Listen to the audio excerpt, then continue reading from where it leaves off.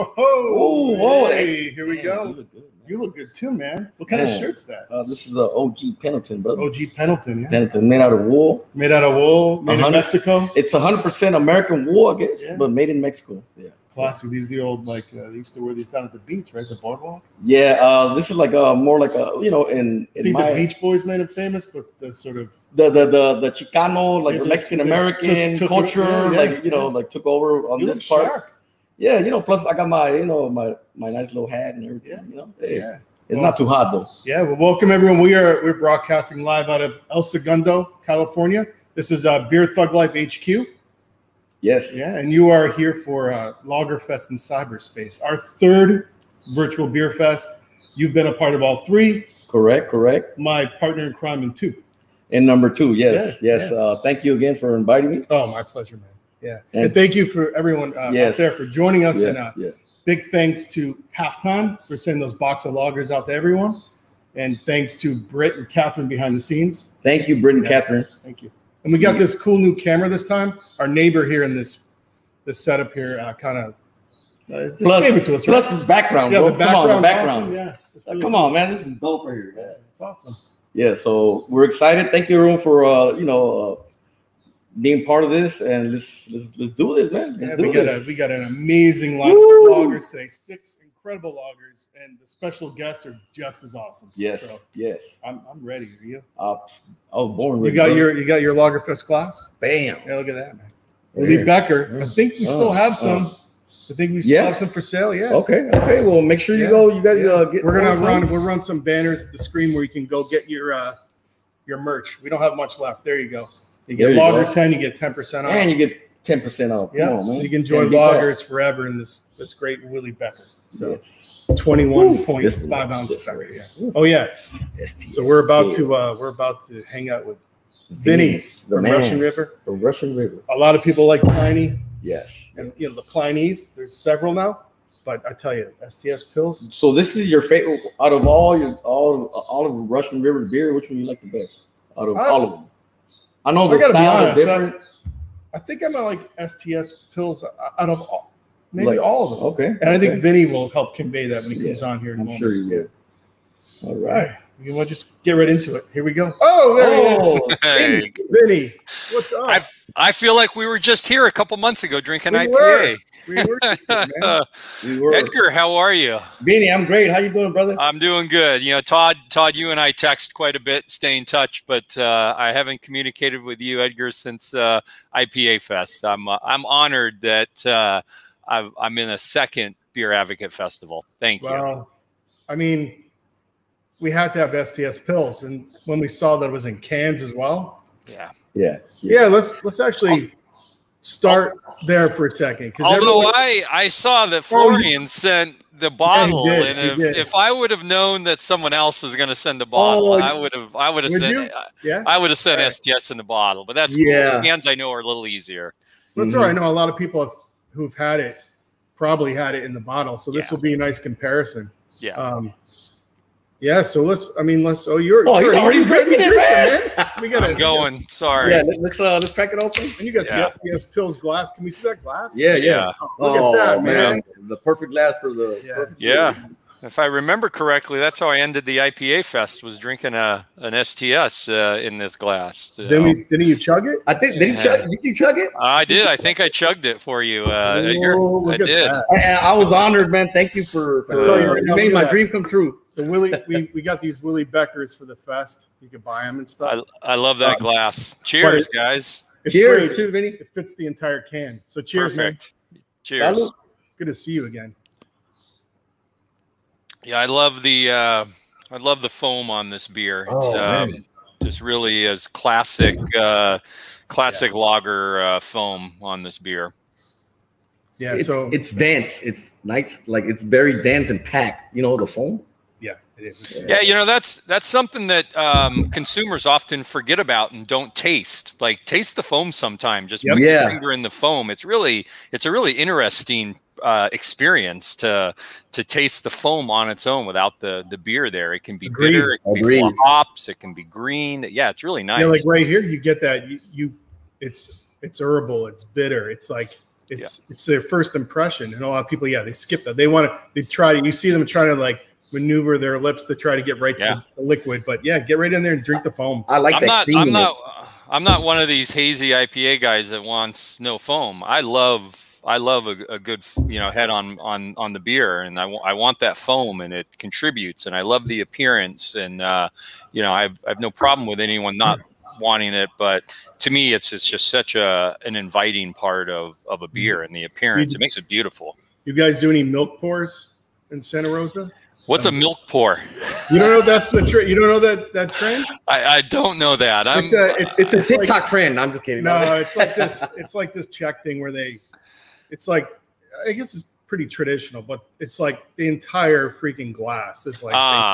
Yeah. And they so also it's do like milk tubes as well, in the stongs and stuff. Yeah.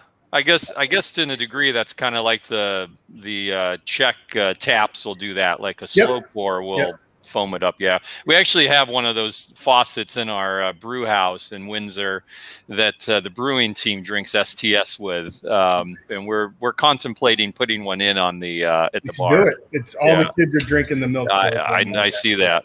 Yeah, those faucets they make it more creamier, right? Like the head and everything, and it tastes amazing. Well, it's a mug of foam. Yeah. But anyways, let's get back to STS. So if you guys out there haven't seen the video yet, you need to, because you geeked out, man. I didn't see all of it myself. Oh, there's a cat. What's up, cat? What? Where? In the background, right there. Oh, I thought it was a cat. Yeah. Wait a minute. You last time Growler was in the same spot licking herself just like she was now. I don't know why that you bring that out, guys. She probably likes you. Yeah. So tell us about STS. It's a Keller, described as a Keller, right? Yeah, so it's a Keller style. So if you haven't cracked it yet, if you took the can and rolled it a little bit, you would actually then kind of distribute some of the yeast that's settled to the bottom. So even though you may see a Keller style, which means an unfiltered or a beer with a little bit of yeast, you may see that marked on a bottle or can.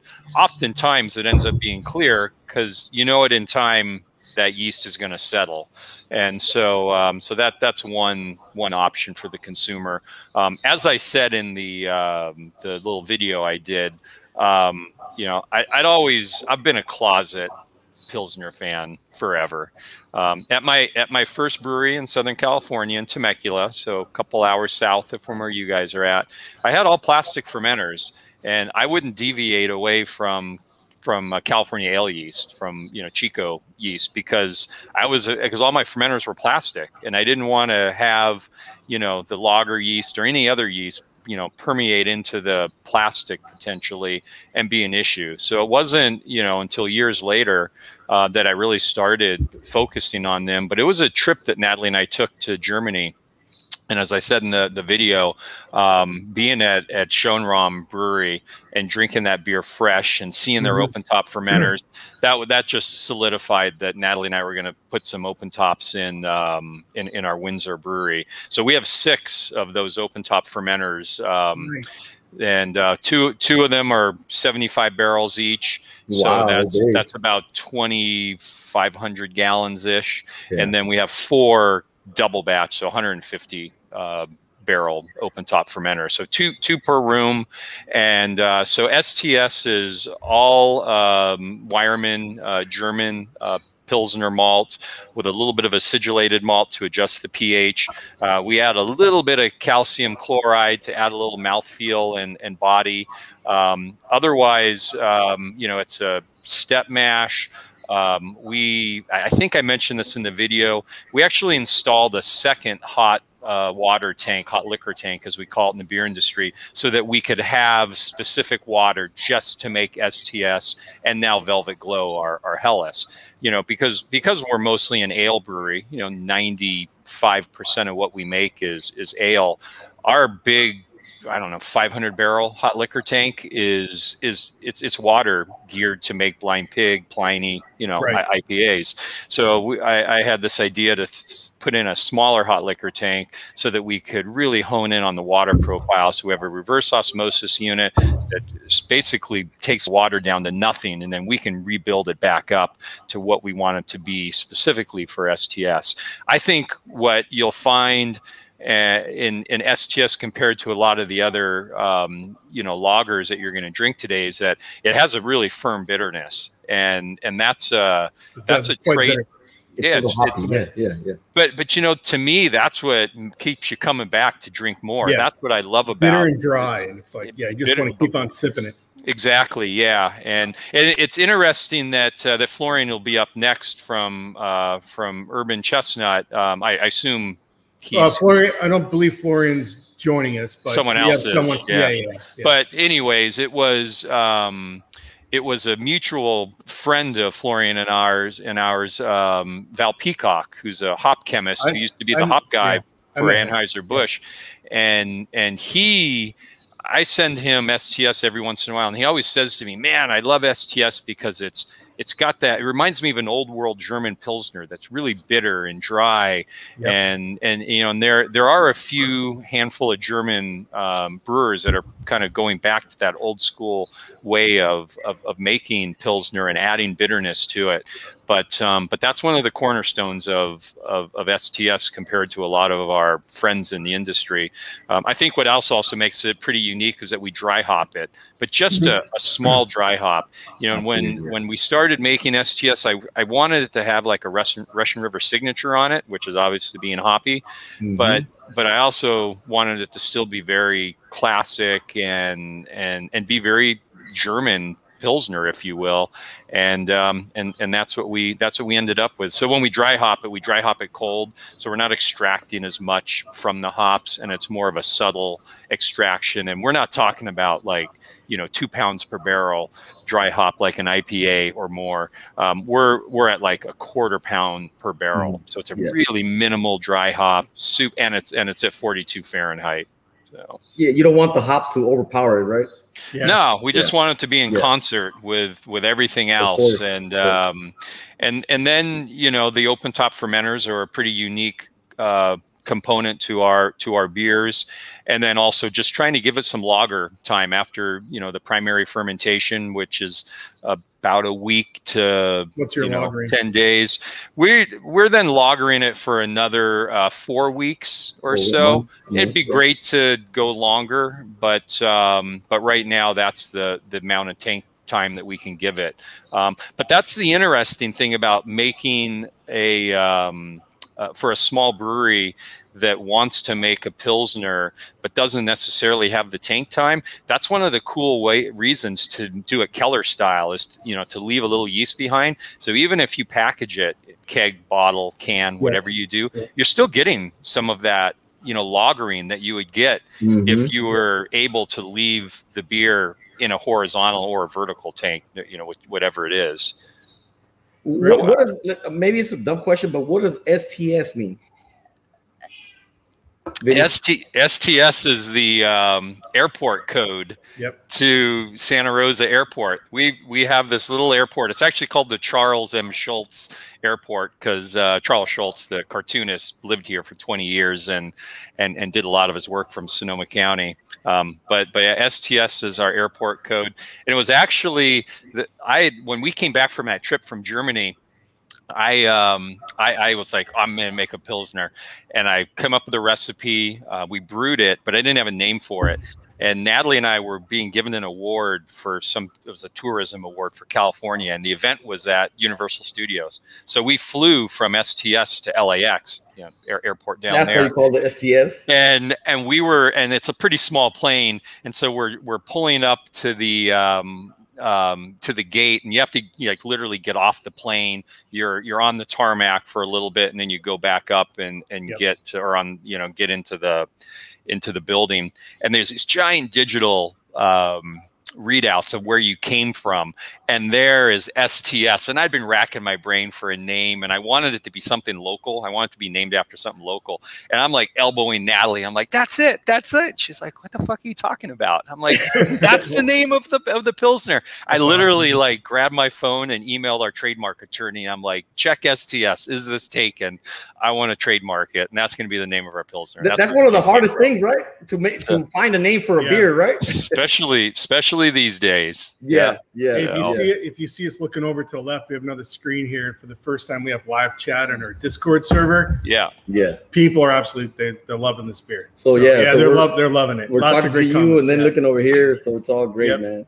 Yeah, I love this beer. It's very, very good. I would they're asking like we would pull questions from there, but it goes too fast. So yeah. Hey, I looked on BeerAdvocate earlier. I scrolled through our booth to see some of the questions there.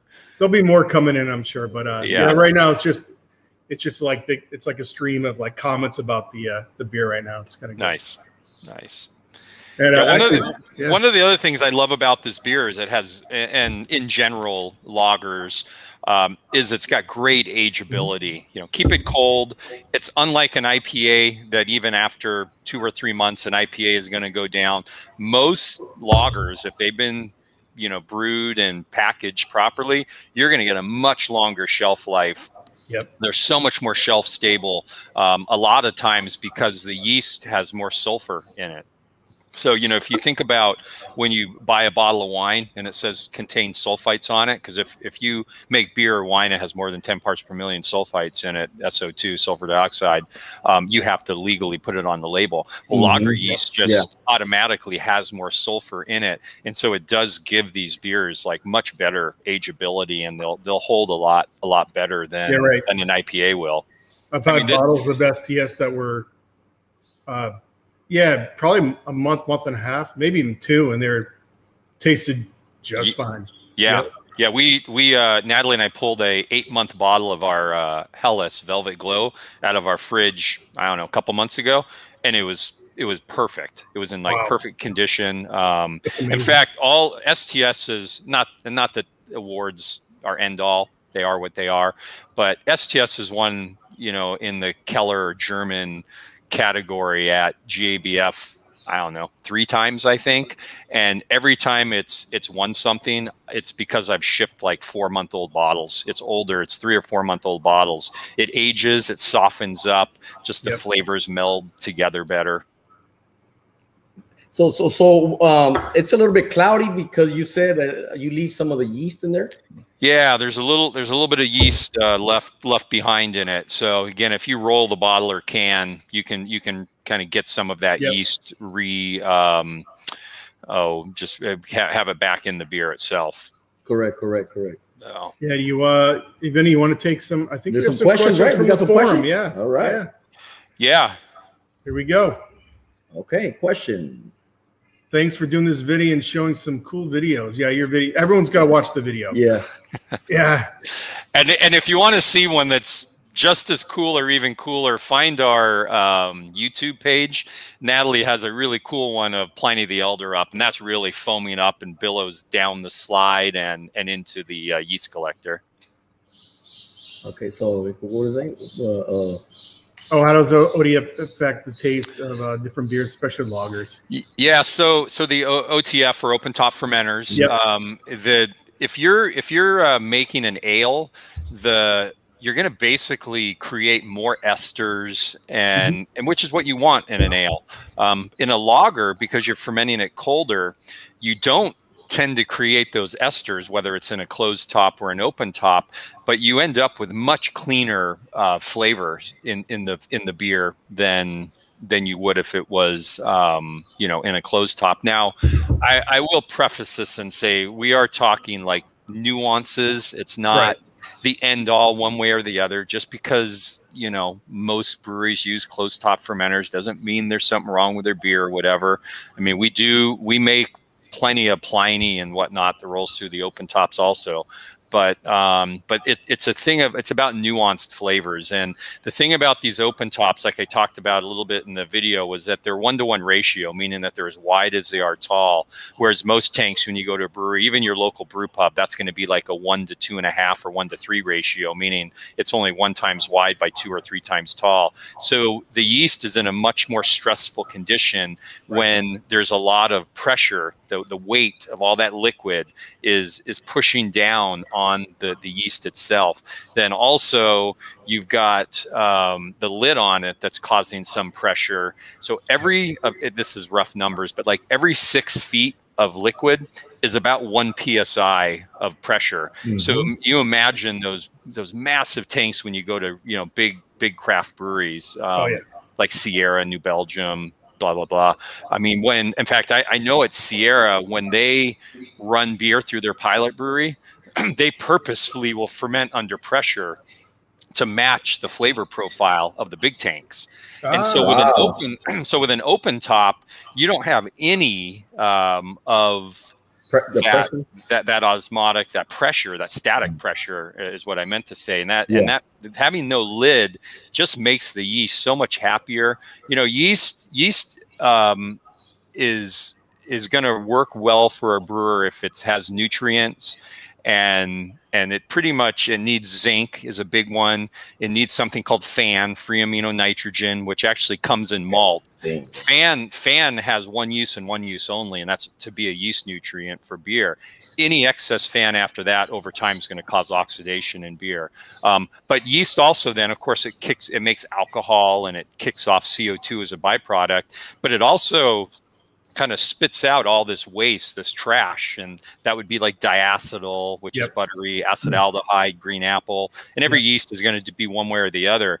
And so, but then yeast will reabsorb that. So if you can put your yeast in a healthier environment, which an open top fermenter is, because there's no lid, there's less static pressure, it's going to basically metabolize those off flavors and take them back up more readily, and in the end just create what I think is a softer, more drinkable, and a cleaner beer is probably the best way to descrive it. I love listening to you talk about beer, man. I'm telling you, man. He knows all of it, but I mean, we ain't shit. Let's give him another question. Yeah. If we got another one, we'll take another question from the forum.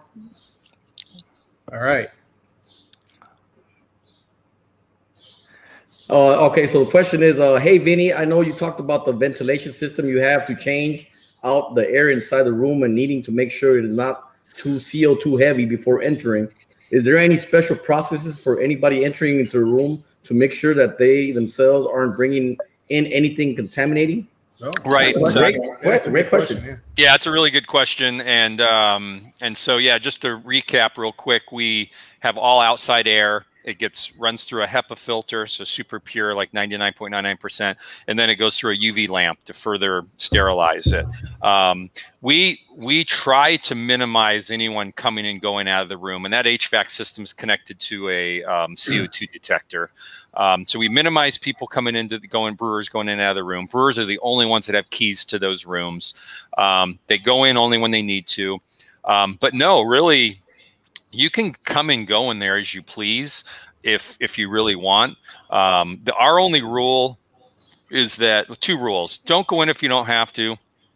Never go in if you've been in the funky brewery. So for those of you who've been to our brewery, you know that we have a whole separate facility. So if you've even walked into the funky brewery, you're not allowed into the OTF rooms, and that's the main thing. But no, Natalie and I took a trip to Germany, one of our fact-finding trips, and all we did was go to breweries with open top fermenters, which was a pretty rad trip. That was cool. Like, we didn't go to one brewery on that trip that didn't have an open top fermenter, and these breweries would just take us in and out of these rooms. They were so generous with their time, but no, that's how we deal with it.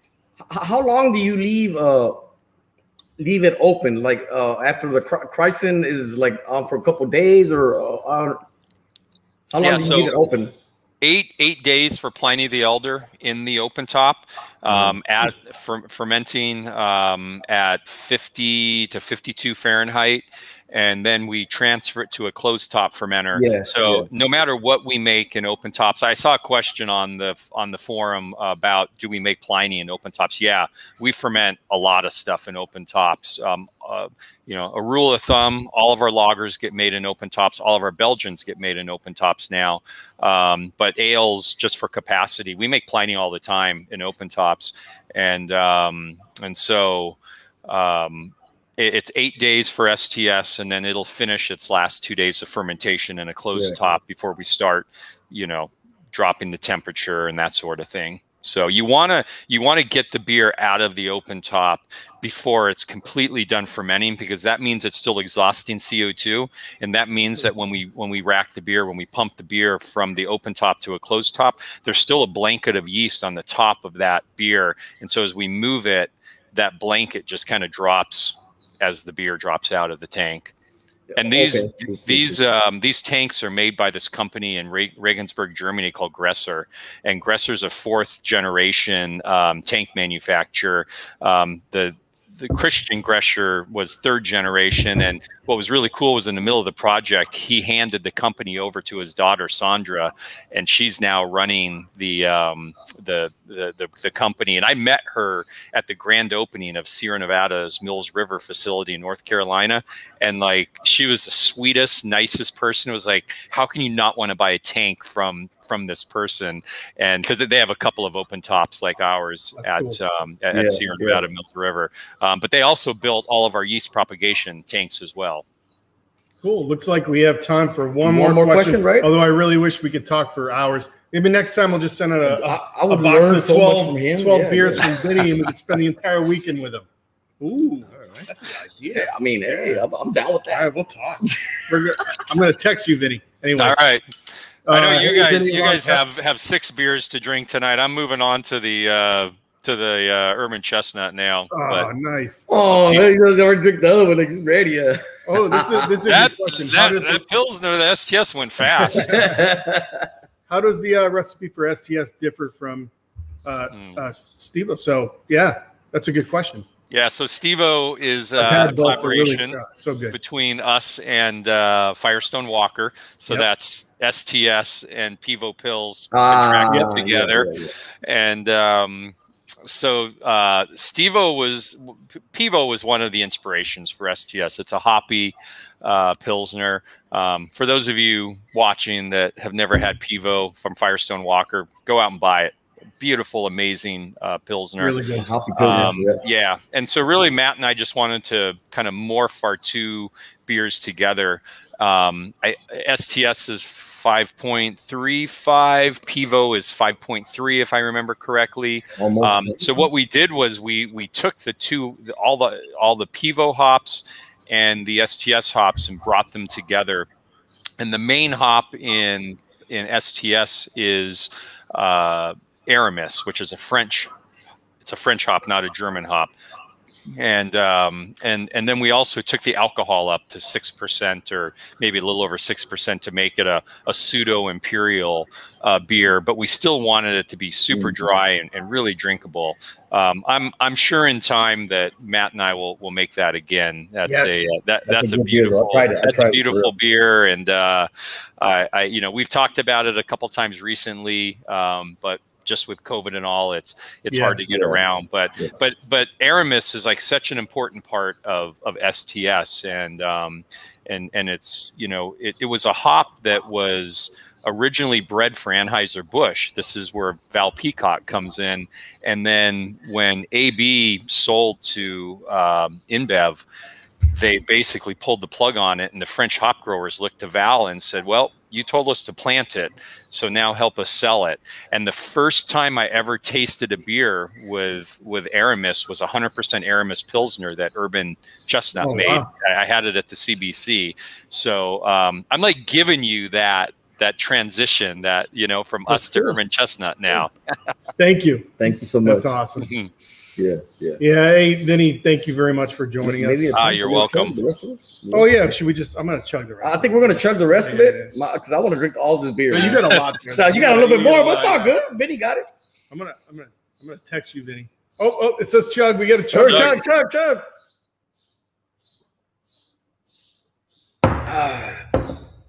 Woo! Great, nice. Great beard. Thank you so much, Vinnie. Hey, good to see you guys. And yeah, thanks for I know you tune in for the rest of this too. So yeah, I got my iPad all set up so when I'm cooking dinner for Natalie and I tonight, I can watch the rest. Nice. Well, thank you for joining us. I'll talk to you soon. But so good to see you guys. Thanks. Tell Natalie we said hey. I will. Right. She was trying to be home to bomb, but she's still at work getting some work done. It's all good, man. All right. Good seeing you guys. Thanks. Later. Bye. Bye. Oh, that's a man, great beard, man. I want to kick him. I want to kick him with Vinnie, man. He has so much knowledge, bro. You know what? It's getting hot as fuck. It is getting hot, man. Let's stick this shit out, man.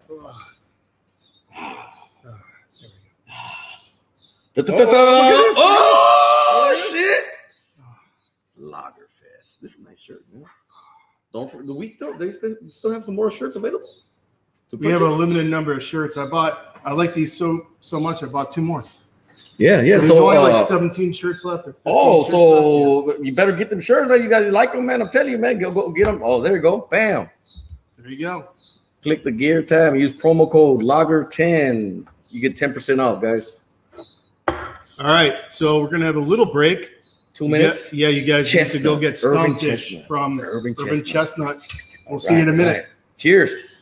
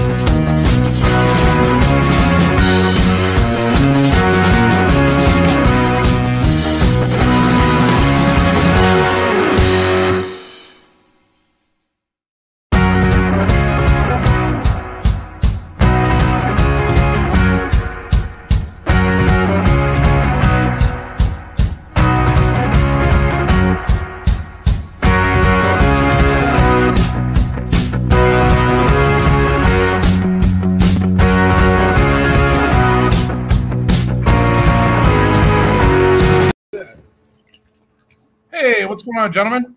Hey, Adam. Hi, Adam. How are you? How are you guys doing tonight? Good. Good to meet you. Good to meet you. Good to meet you too. I appreciate you guys having us on. Yeah, no worries. No worries. I'm glad you're here, and thanks for setting out the only bottle in the pack. Ah. Yep. Yeah, you were the only bottle in the whole pack. Yeah. It was, Vinnie just told us that he knew there was going to be a bottle. Yeah, he's like, oh, if I knew there was going to be bottles, I would have sent STS pills in a bottle. But yeah.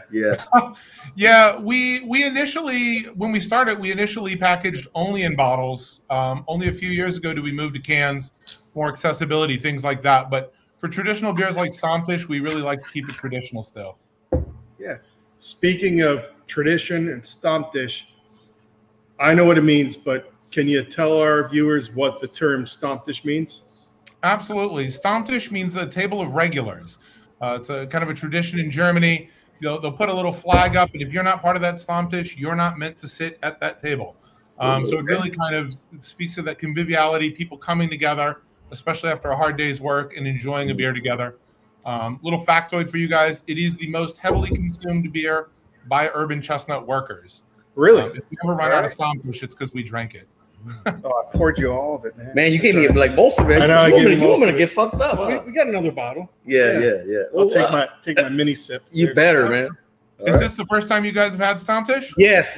It's my first time. You know, obviously we're here in LA. So I've known Florian for way back in his Anheuser-Busch days. That's where I first met him. I just love that you guys sent Stammtisch. I've had Stammtisch experiences.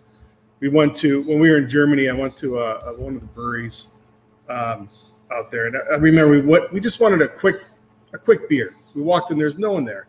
We sat down, and immediately a bunch of people came over to us like, "You can't sit here." I was like, we were like, "What? This is for the Stammtisch." And I was like, "But there's nobody here. Like, there's literally no one here." They're like, "You have to go to the side room." So we went to the side room. They served us beers.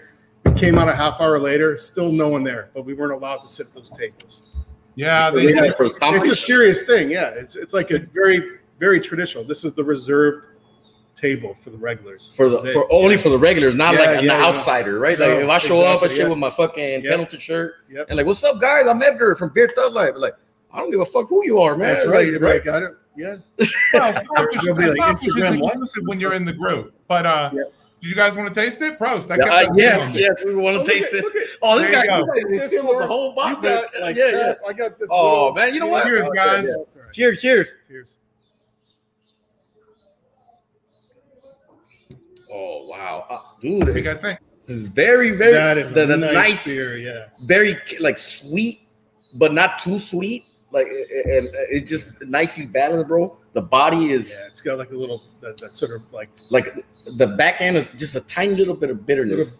Little bread crust. There's some malt in there, a little bread crust thing going on. It's nice. That's good. Absolutely. This is very good, man. That is a very traditional German Pilsner from the hop growing region. It's part of our Reverend series. So all of the hops in that are traditionally German. There is Aramis in this one. I know you were talking with Vinnie, and he mentioned that one. There's also Hallertau Mitführer, Hallertau Hersbrucker, and Schleiselspalt.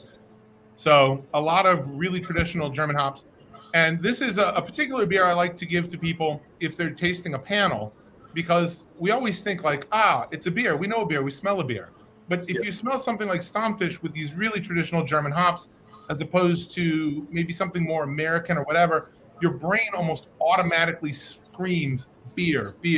Like those hops trigger that auto impulse. Dude, I could drink this beer all fucking day. I know.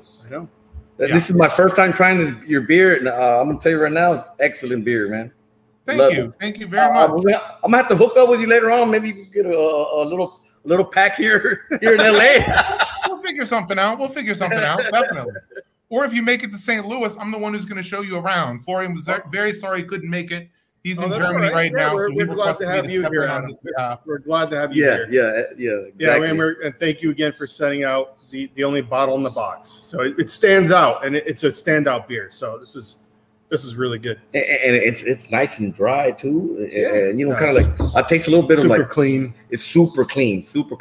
And I understand now. I get why you said it's the #1 beer that all the employees basically drink. Yeah, this is the shit right here, bro. Yeah, I mean, we have other flagships of the line that are really good. I think the devouring of Stammtisch started on the brewery side. They would get done, and they would always do it.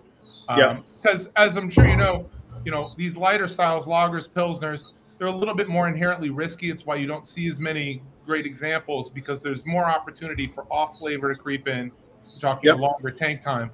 So I think they were drinking it out of pride, but it eventually just kind of caught on now. And, if you're an urban chestnut worker and you don't drink Stammtisch, we might something wrong with you. Right, exactly. You might get a little side eye. No.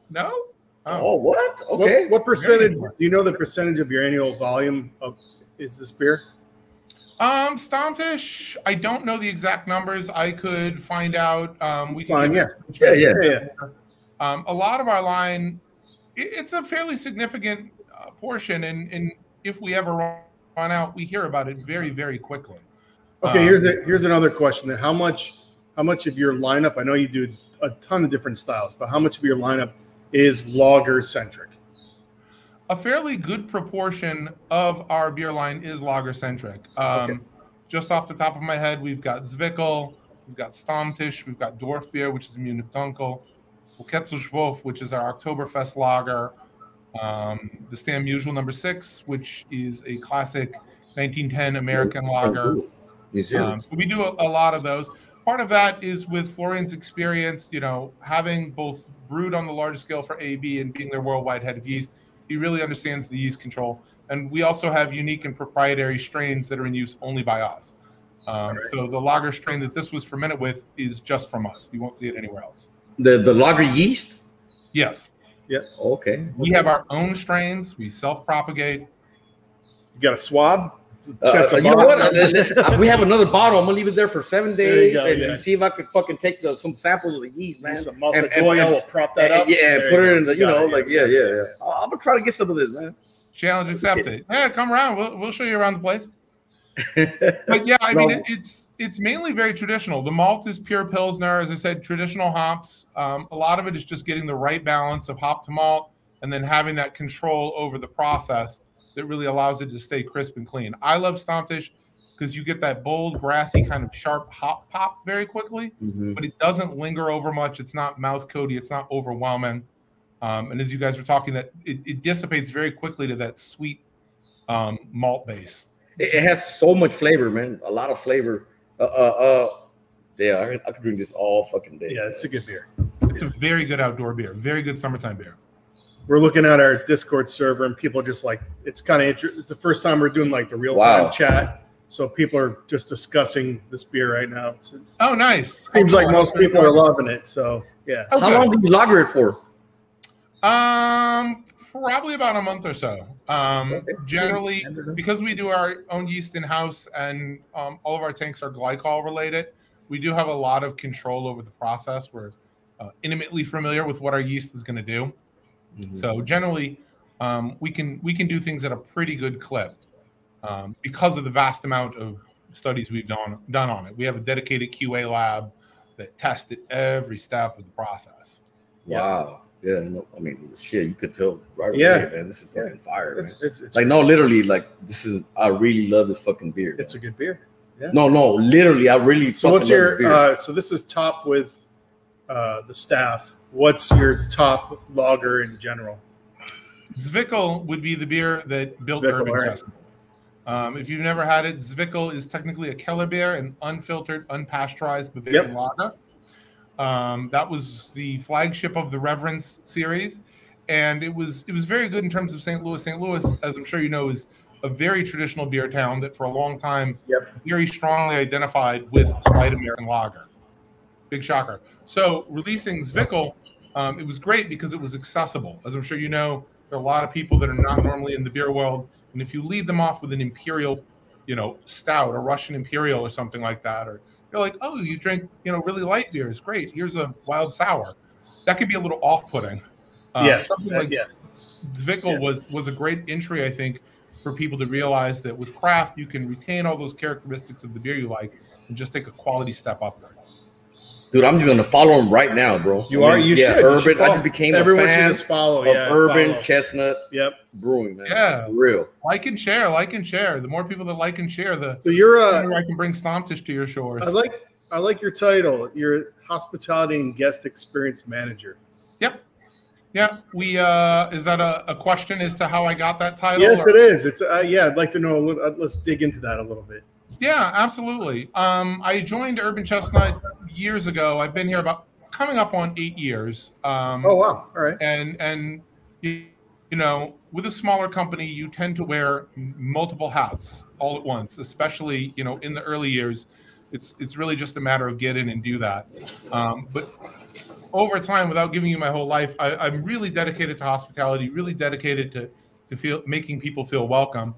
And I feel it's an integral part of the experience to make sure that people are being, you know, connected with what's going on, that they're feeling like they're coming into someone's house, and that you're displaying your. Right, you're not just drinking beer; it's an entire package and experience. Yeah, absolutely, it's an entire package and experience, and you know, particularly again because there's such a learning curve with craft.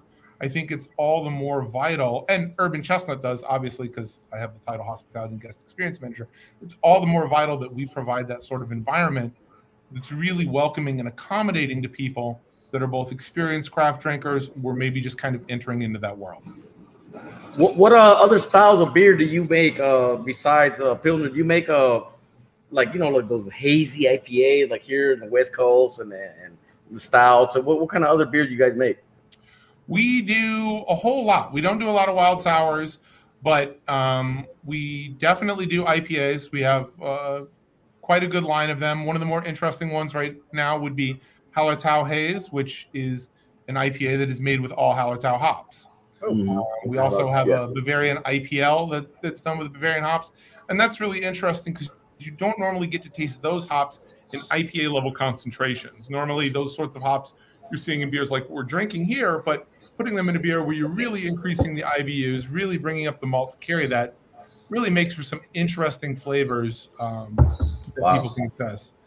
We do Berliners. We do all sorts. Yeah. I think we have a question from the forum, if you're good with that. Okay. Adam, you good with a question from the forum? There we go. Absolutely. The Stammtisch was produced in both Missouri and Wolfsack.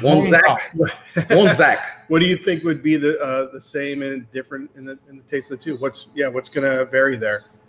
Got it. You ready for me to go ahead and answer the question? Let's go. Yes, sir. Not a whole lot. All right. Okay. That's a good answer. Honestly, well, and I'll explain. So, one, with the reverence portion of our philosophy, we bring in a ton of malt and hop from Germany. We, in fact, got involved in Volksbier because we were already sourcing hops from that region. We did beers with a specific terroir just from a farm in the Volksbier area. So the hops we're using here are the same hops that they're harvesting over there. So the hops are going to be almost identical. We bring in a ton of malt from Germany as well. So the likelihood is those malts are going to be the same. Okay. Part of brewing is controlling the process and having that consistency. About the only thing that could be different would be the water quality. Here in St. Louis, we actually have really excellent water. So while we can brew straight, we could also minerally tweak that to match the prevalent water in Volksbier. Wow. I just want to touch on a little bit because a lot of people don't think about water enough. So when you say we have really good water here, explain why. And it's specifically to lagers. You're touching me on my area of interest. I'm also on a cave. Oh, yeah. Here we go. Here we go. Here comes the geek. The geek. Do we want to go full in or do we want to go short? I don't know how much time. Let's go right in. Let's go right in. All right. So I'll go for the full. So St. Louis has a huge German population. This is not an accident. There was a gentleman in 1829 by the name of Gottfried Duden who wrote a book that he self-published in Germany describing the area of Missouri from St. Louis to Herman as paradise for Germans. In it, he had separate sections about how to become a farmer or a businessman, but more specifically a brewer. St. Louis has some really unique karst topography that we have a lot of individual caves. And lagering requires cold storage for longer periods of time. And prior to electrical refrigeration, the best way of doing that is in cave centers. So you have all these Germans that moved here, all these breweries that moved here. Post-Civil War, the breweries boomed. And so all of that was in play as modern technology was developed.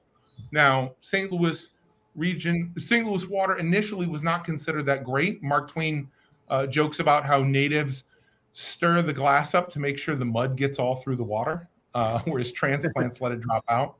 But a lot of the prevalent breweries of today, and I have to give a huge nod to AB for this, were smart enough to realize that by investing in the water infrastructure of St. Louis, they could do less work later. It made more sense for them to be like, hey, do you need some engineering help? Need a little money? Great. And so as St. Louis's water infrastructure was developed, we actually ended up with some of the best water in the nation. St. Louis people drink tap all day long. The first time I went to Florida, I was actually just shocked. I'd never had, sulfur or anything in my water. So in terms of brewing, the water in St. Louis now is almost think of it like a blank canvas. We don't have to do as much treatment to the water prior to brewing. We could tweak to match a specific mineral profile, like the water of Burton-on-Trent or something. But you're like not that. Adjusting it in a different way. We're trying to get rid of stuff. Yeah, we don't have to do nearly as much to get rid of stuff. That's great. So you don't start off with like RO water and start building everything up, right? I'm sorry? So you don't start off with like RO, like reverse osmosis, like how we do it here and everywhere else? Nope, not really. St. Louis is pretty much ideal for it. A lot of people. We're getting our water from like 3 different places here. It's crazy. No, our water sucks, bro. Yeah. Seriously, man. We have real bad water here. Yeah. Yeah, that LA watershed is no joke. Yeah. So yeah, we're very fortunate here in that regards because it does make it a little bit simpler to tweak and really match, you know, because you're not starting on the front end. You can match on the back end if you want, but you don't have to get overwhelmed just making it palatable for brewing. That was awesome. Yeah, that was a great breakdown. Big time. I want to hang out and drink Stammtisch with. Was it the first time you guys invited them? These guys? Yeah. Specifically because I know real lagers, good beer. Now, seriously, we have to get together and maybe go visit them or something like that. Yeah, absolutely. I'm the hospitality manager. Please. I've been to the city. I've been to the city twice, but it was in a different life. I mean, it was still beer, but yeah, it's a long time ago. I'm loving beer big time. Yeah. So we got some questions from let's see if we got another question. I think we have time for another one. That was great though. I love that breakdown. Oops, I think that was it for the questions. Oh, I think that's it for the questions. I took over too much. I'm sorry. It was the German. No. Don't apologize. That was awesome. I wish we could keep talking. I wish more people would talk about water and at that level. That was great. Yeah. Thank you so much. You know, most of beer is water. It barely even gets 90%. 90% of beer is fucking water. Yeah. The fans go for the hops. People that are really interested dip into the grains a little bit, but you really have to be like, I'm opening my third eye. I really want to focus before you get geeked on the water. Yeah, none of the people, they don't talk about the water, and they barely even, got to be honest, these days, they don't even talk about yeast anymore. It's all about hops, and grain, and grain a little bit, but never about water. But anyways, that was awesome. Yeah, it was. Thank you so much, Adam, for thank you, enlightening us with all this. Like we're gonna drink Stammtisch together. One day we're gonna drink it together at the source. So. Absolutely. You can get my email anytime. Yeah. All right. Well, thank you very much, guys. Yeah, thank you. Night. Have a good one. Take care. Appreciate it. Bye. See ya. That was awesome. Wow. We got schooled on water. No, seriously, this is a real good. It was a really good beer. So far, this is my. That other one was a different. Name. I'm not gonna say nothing. I'm not gonna say 2 beers in. Don't name the fuck up now. Okay. You're gonna cause enemies. Yeah. No, I don't want to cause enemies. I love every beer. Obviously, STL Pills was good. Yeah. Real good. They're so different, but this is so different. This is different style. This is a German, Pilsner. Yeah. So. Good. And let's see. We got up next. Oh, Jack. Yeah, I saw Jack. Brewing. He just signed in a little while ago. So Jack's Abbey, from Massachusetts, my old stomping ground state. So they got the lager brew with finger limes at Australia. Yeah, Destination Australia. He'll explain it. But we got finger limes. He'll explain it. Okay. I never heard of finger lime, bro. And Australian hops. I heard lime and lemons. I like lime in my lagers in general. It's a English thing. Like just like Mexicans, they like their Mexican lagers, they put lime and salt like Coronas.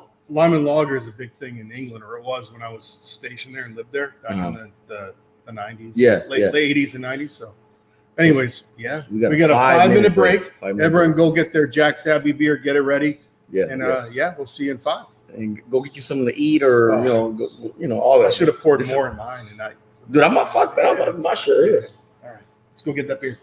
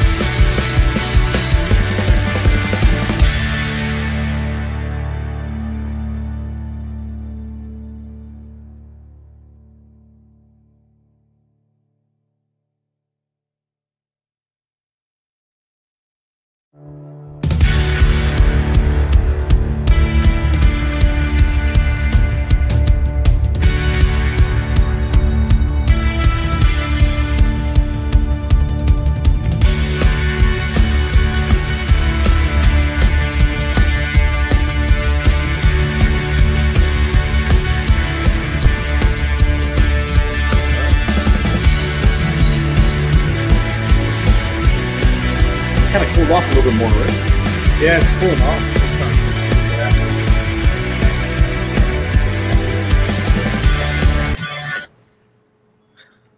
All right. We are back with Jack's Abbey. Hi, Jack. How you doing?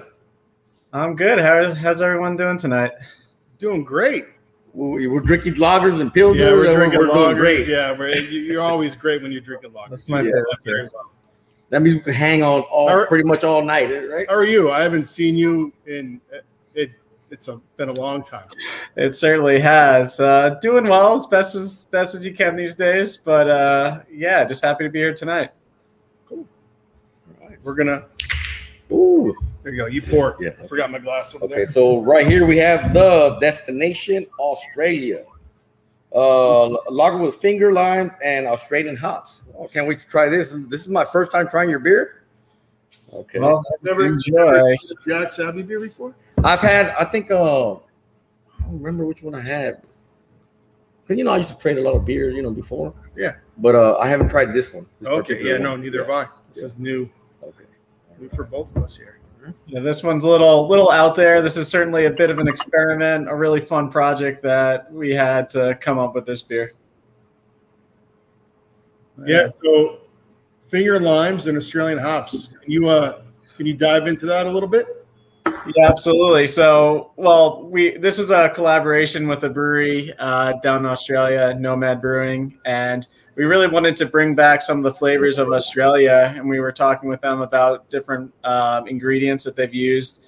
And one of the things that they've had a lot of success was finger limes, which are very similar to limes. However, obviously the shape is different, hence finger limes are sort of elongated fruit. And then they're also known as sort of like a lime caviar. So they're not like juicy. They have these little beads in them. So you break them apart and all these little pods of lime come out. They're really cool. They were a lot of fun. You can eat them straight up. They're not quite as tangy as get here. Yeah. And so we were able to incorporate that from both the zest and the little bit of juice that you could get because there wasn't all that much in them. And then we also use some fairly common Australian hops, Galaxy, to sort of brighten up that citrus flavor. When I heard lime, I was like, it's going to be the kind of like, like a little bit bitter, because of the lime and everything. Nope. But it's kind of like nice and like a little sweet, subtle. Yeah, then it's sort of pithy on the finish. It is a little bit more of that rind when in the flavor there. But yeah, we didn't want to go super bitter. We didn't want to go super strong. So when they talked about beer in Australia, it's obviously very hot there. So designing beers that work well with the heat was sort of one of the things that they were always concerned about when they created new beers. So what kind of Australian hops did you use for this beer? There's Galaxy hops in here. So it was dry hopped with Galaxy. Okay. Yeah, it's like we're looking at the Discord. Everyone's like, it's because we're looking. Sometimes we're looking on the left because we have a live chat. We're chat where like the reaction when people start drinking the beer. And, yeah. So far, everyone's loving it. I'm loving it as well, man. So the hops are somewhere between like a pale ale sort of dry hopping. This isn't an IPA sort of or IPL style beer, but it is enough hop that it's definitely obviously a hoppy beer. Not it's going to be very different than the Pilsners or the other golden lagers that you might be trying. We're sort of known for doing sort of extreme lagers on some level. We certainly do a lot of hoppy lagers. We've done hoppy lagers from the beginning of the brewery, so for 10 years now. And this is sort of congrats on 10, by the way. I know that just thank you. Yeah, we made it 10 years. Yeah, it's awesome. Good for you guys. Oh, so you see that's crazy. That's how it looks. Someone just put up a picture in the Discord of a figure, and they've got all the little beads coming out of it. It does look like caviar. It's crazy. Yeah, it's really cool. You could you break it in half and kind of squeeze the beads out. It's a lot of fun. It's hard to find though. That's the only problem with it. Yeah. So obviously you can't get much out of that. So how did you talk about that a little bit? So when you're I'm guessing you're getting these fruit whole, and what are you doing? What do you do with it from there? Yeah, so we thought we were going to juice them, and that didn't that didn't work, right? The juice, no juice at all. We essentially just blended the whole thing. We made literally just dropped it and just kind of like blended it up. Yeah, we took like a immersion blender and just grinded them up, and we put them right at the end of the boil in the world. It wasn't the most sanitary process, so we were hoping that we might be able to put it right into the fermenter, but because of the way we had to treat the limes, we put it right in the whirl. And I think that's sort of why we got a little bit more of that pithy character in the flavor. So we were you're getting everything out of it, right? Getting everything out of it, absolutely. There's no seeds there's no seeds on the finger limes? Not that we noticed. I don't know. Maybe when you open a lime, there's like a seed in there or two, whatever, like depending on what type of lime. Because that picture that I saw right there, I didn't see no fucking seeds, bro. No, I don't remember seeing any seeds. I don't know how they pulverize them if you next did. one. Caviar lime. If there were seeds in there, you are drinking it. Yeah. What's really interesting is you do get many levels of the lime in there. You get a little bit of juice, but it's like it's dry, it's sweet. You get the rind, you get the pithiness. It's all in there. You could taste every single part of that. For an experiment beer, this is fucking hella good, man. It's really good. Yeah, you never really know what you're gonna make when sometimes with these collaborations. So one of the things that we wanted to do this year was, since we couldn't travel and we know most people aren't traveling, hence we're doing this online festival right now.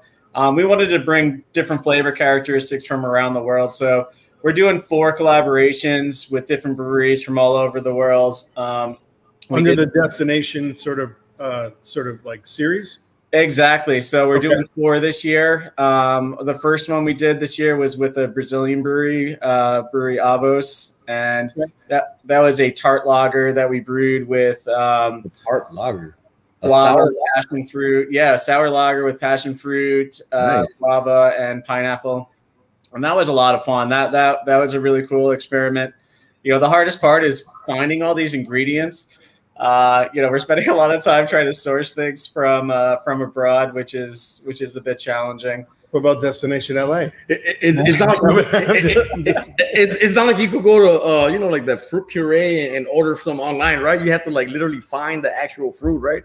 Yeah, particularly for what we're looking for, like finger limes. They're only grown in Australia, apparently. Trying to find someone who will ship it from Australia. That must be super expensive shit too. Yeah, yes, it was. yeah. But the beer is great. I love it. Yeah. I'm gonna ask you a question, Jack. Have you ever chugged a beer? Chugged a beer. Chug the beer. Do you like chugging? You're gonna get Jack. I haven't chugged that, man. So I'm gonna do a chug. I went to college, so I mean, it's just what, 4 ounces, 5 ounces. Are you ready for a chug, man? Yeah, sure. Ready? Yeah, bros. Cheers to 10 and 10 more. Yes, exactly. 10, 50, 100 more. Yeah. Cheers, bros.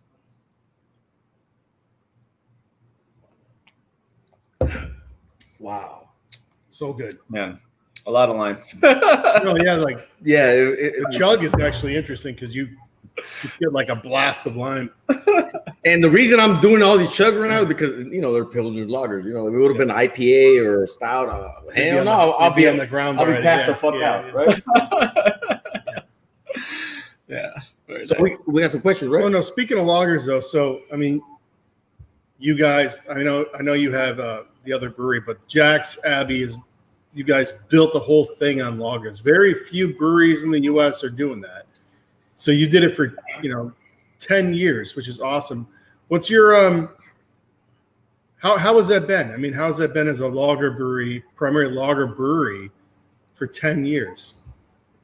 Well, the craft beer scene's changed a lot in 10 years. I think as far as people understanding lagers, we're at a much different place than we were 10 years ago. When we opened 10 years ago, we'd have guests come into the brewery, they'd sit down at the bar, and this was before tap rooms where you had to give away 2-ounce samples of beer, and they come in and we tell them what beers we had, or they see what beers we had, and they're like, we want the ales, we don't want the lagers, and we don't like that sort of stuff. And we're like, that's all we got. Why don't you at least try it? You don't have to, don't leave. And usually by the end of that experience, we were able to convert a lot of people over and be like, hey, actually, this beer is pretty darn good. It doesn't have to just be this one thing, industrial lager.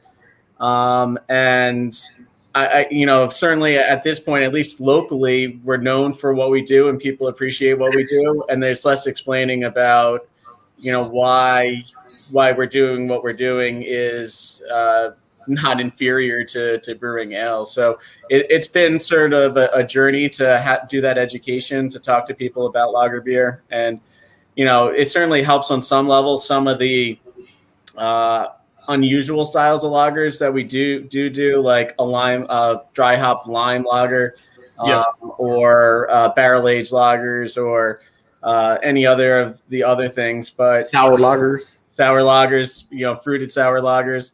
But the things that I'm really passionate about are just like golden lager, Dortmunder, Keller beer, those sorts of things. And it's been a real adventure to really incorporate a lot of traditional brewing techniques into our brewery and really hone in on what we think makes great lager beer. That's awesome. Maybe we should ask him about the water. Let's talk like every single brewery. Let's talk about the Massachusetts water. I've never been. I don't know. So how's the water over there? We have excellent water, but I think that probably wherever you are in the U.S., you're probably going to get decent water. You could. We got shitty water here in LA. I'm gonna tell you straight up. Okay. Yeah, we don't. So we have to use RO and build our own fucking water. Yeah. Well, that is the alternative. There is you can make your own water, and probably a lot of people who are in, I guess LA, maybe in Florida, as I heard. Yeah. But there's certainly the technology to take any water source as long as it's potable and make great beer. So. I don't think anyone's really hindered by the location of the brewery at this point, as far as water is concerned. That's awesome. So you're telling me that you're using tap water, and then you kind of like put some of the salts and whatever you need to for the typical beer, whatever type of beer you're making, right? So we use essentially tap water. We don't even filter our water at all for sediment, for chlorine, for anything. The one thing that's really unique about Boston water is that I think this is a correct fact, but regardless if it's correct or not, it's close to accurate, is that Boston has the oldest plumbing system in the world, or at least in the country. I think it's true. Yeah. So Boston still has like half his pipes are like lead, or at least parts of the system are lead. So what that means for Boston is that in order to not kill everyone, the water department artificially raises the pH of our water. So our water comes in close to 10 pH, which is crazy high because there's 7 pH and water in Boston's 10. So even though we have very soft, very high quality water, is artificially high in pH, which is somewhat of a challenge for brewing. So anyone who brews beer in the Boston area does need to adjust for pH. That's probably the most important thing that we do around here, just to make sure our mash does what we need it to do. So whether you're using lactic acid or acidulated malts, or you're doing some sort of acid rest on your mash, pH is definitely the biggest concern when it comes to water in this area. Of course, yeah. They're all laughing about. You got a lot of locals out there. They're laughing about the Massachusetts water. Somebody said, "Love that dirty water." No, the water is fine. It's the pipes that are the issue. Yeah. Okay. It's funny. So we got some questions, right? Yeah. By the audience, all right? Yeah. So pull some questions from the forum. Yeah. Here we go. Yeah. MA represent. Love you guys. Okay. Did you was it the decoction on this? So this beer is not decocted. So we generally will not decoct dry hop beers for a few reasons. One reason is when you decoct your mash, you're going to create a lot of malt intensity. And generally, when you're dry hopping, you're not trying to put as much maltiness into a beer. So we generally don't with our very hoppy beers or dry hop beers. Okay. And then the other end of that is you put a lot of time and energy into something that you can't, you're not going to benefit from in a beer like this. But the vast majority of our beers are decocted. House Lager's decocted. Pilsner, post-shift Pilsner's decocted. All of our seasonal beers like Oktoberfest and Dunkel, Red Tape, Amber Lager, Sunny Ridge. So probably about 2/3 of our beers are decocted, but generally the hoppy beers are not. Yeah, let's roll off of that. What does that mean? Decoction. Can you? This is like my favorite topic ever that I have not really. So we just picked the right guy. He's about to start geeking, dog. Dog. Yeah, go ahead. To Britt behind the scenes, she kind of nudged that one along. She was like, "Can you talk about decoction?" There you go. Yeah. Yeah. So favorite topic of mine that really is hard to understand, and it's very uncommon. There's probably. I'd be surprised if there's a dozen brewers in this country that on a regular basis decoct their beers. I'd love to be wrong, but I doubt that it's more than a dozen brewers. It's extremely on a regular basis, like all the time, like weekly. Yeah. If you're doing it once a week or once every other week, or as opposed to once a year. You might do for a certain style or release or whatever. Yeah, exactly. Have a flagship beer that they're brewing all the time that's decocted. And so explain why, because the process it's pretty intensive. So. Yeah. Exactly. It's very time consuming and very energy intensive, and it's frankly not needed. There's no reason to decoct beer anymore. Historically speaking, there is reasons to decoct beer. It helped to convert very poorly modified malts into better modified mash.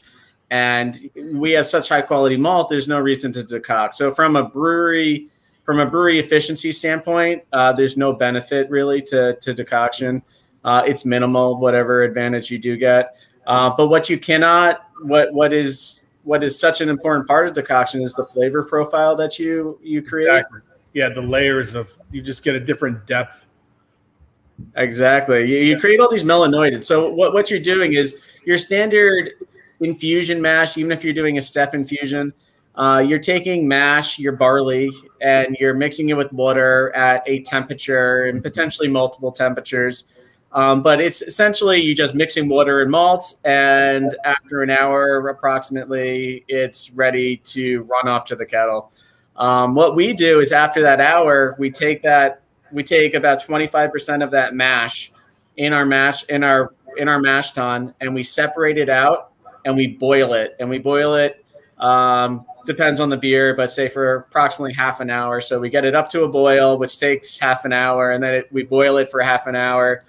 And that mash, as it boils, is creating all these melanoidins. It's creating all these caramelizations of the sugars. And then we're reintroducing it back into the rest of the mash, and then proceeding with the rest of our beer. So every time we do a decoction, it's going to take almost an hour and a half additional time in the mash tun or the lauter tun, right, to make that beer. But the flavor profiles we create, we think are worth that time and effort. Extra time. So technically, just from the malt point of view, you don't have to do it anymore, but you do it purely because of the byproduct of the flavor profiles that it lends to the beer. Exactly. If you're trying to recreate traditional German style beers and you're not decocting, I would say that you're probably missing the point of calling it a German style lager. Not that every German lager is decocted, but if you're drinking, you can tell them craft lager in Germany, it's probably decocted. And you could tell though, because there's this different, everything's different. Like everything to the mouthfeel, just the depth of malt, it's just different. You can tell it. But I'm not an expert, but all I know is that I heard somewhere, that the malt, the technology of making malt has changed from back in the days. Sure. So that's why they had to decoct. Right. Exactly. The grain. Yep. A little bit more back in the days compared to now. Right. Yep. So I mean that's what I heard. So I'm not. You heard right. Right. Yeah. I did a little studying before. I have to. So what percentage of your beers are decocted now? Definitely more than half. I would say close to 2/3. So that's interesting. It's like you don't have to, but you do it because you want those extra layers, the extra depth. Yeah. So so the additional thing is, so when you talk about decoction and how can you create a beer that is extremely malty but at the same time dry and drinkable. So I think what happens for a lot of American brewers is if you want to get the malt intensity, you start putting in specialty malt. You put in melanoided malt or biscuit malt or something. But that malt's not for you can't attenuate that sort of malt. So you end up with a beer that's somewhat sweet and cloying. Where with decoction, you can create that same flavor profile and aroma, but the beer is still fully attenuated and dry. There you go. There you go, guys. He knows stuff. He knows stuff. Just got schooled on water. Big time. Water now, mashing and decocting. Yeah. We just got schooled on so I got all kinds of information. We got to hit yeast next. Yeah. Well, it looks like we got another question. No, it looks like we got to wrap it up. Yeah, I want to keep talking to him, but it's all good. Next time. Well, you know what? We also chugged this beer too early because I've been sitting here for like the last 10 minutes going, it's empty. We got to do it at the end. You got a little eager, but it's a fucking lager, bro. I know it's so good. This is not double IPA or triple or stout. I chug fucking. You see what I chug? I've seen you chug 13, 14, 50% fucking stout barrel aged. Yeah. This is kids play, bro. Yeah. Anyways, thank you, Jack. Yeah, thank you. It was a pleasure. Say hey to all your bros and congrats on 10. And thank you for setting this incredible beer. Yeah, thanks for inviting us. We're excited to be able to participate. See you, and thanks for teaching us a thing or two. So I appreciate it. That's news. That's what I'm here for. It's great. It's always good to learn. So cheers. Thanks, Jack. Prost. Yeah, that was good. See, we're learning stuff. Someone just said, Edgar, bring it down. Hey, man, that's awesome. eager Edgar. Yeah, this is an extreme lager fest. It could be. Yeah, dude, that's a great idea. Extreme lager fest. Yeah, you have like sour lagers and fucking barrel aged lagers. We had Monis. They sent the marshmallow lager. We can do it. We can make marshmallow lager. Damn, is that good? Yeah. Okay. Yeah. Couldn't imagine doing a lager fest without you guys. That's good. All right, so I guess we're gonna take a little break, but we're gonna be doing looks like Wibby next. I think I'm just about to break the seal, man. You gotta break the seal. So time to break the seal, everyone. We'll be back. Get the Wibbies. Woo! We've been a father and son family-owned business for nearly 20 years. When guests walk into Halftime Beverage for the first time and see only beer and cider, they're in heaven. We were early adapters in pioneering a place specifically for people who loved craft beer and cider. Shelves lined with 4,000 to 5,000 choices, hundreds of styles, some 800 breweries from 80 countries. Craft enthusiasts appreciate intelligent dialogue with our cicerones. Our passion for the industry is front and centered.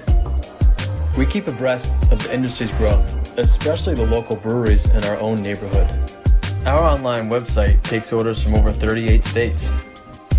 We introduce new products to the marketplace with regular tastings, dinners, and festivals. At Halftime Beverage, our entire focus is on beer and cider.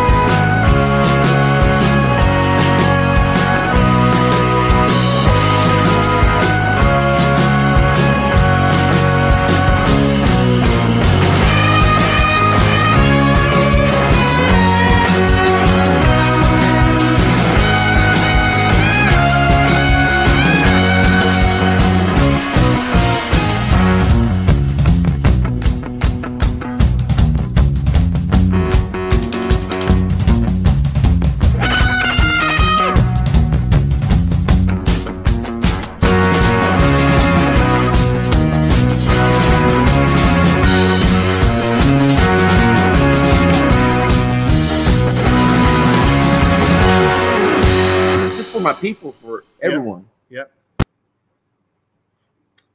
We're back. Yeah. I got to give a quick shout out to everyone on Discord. It's fire right now. I know. If you're tuning in right now and you're not on the Discord, for real, you know where the links are. Join it. It's a lot of fun. A lot of activity. Yeah, a lot of activity. Big People time. having a lot of fun. Everyone's having a lot of fun. Yeah. So I have a surprise for you, bro. What do you do? So I'm gonna give you my cheers, motherfucker Pilsner glass, man. I saw Frank.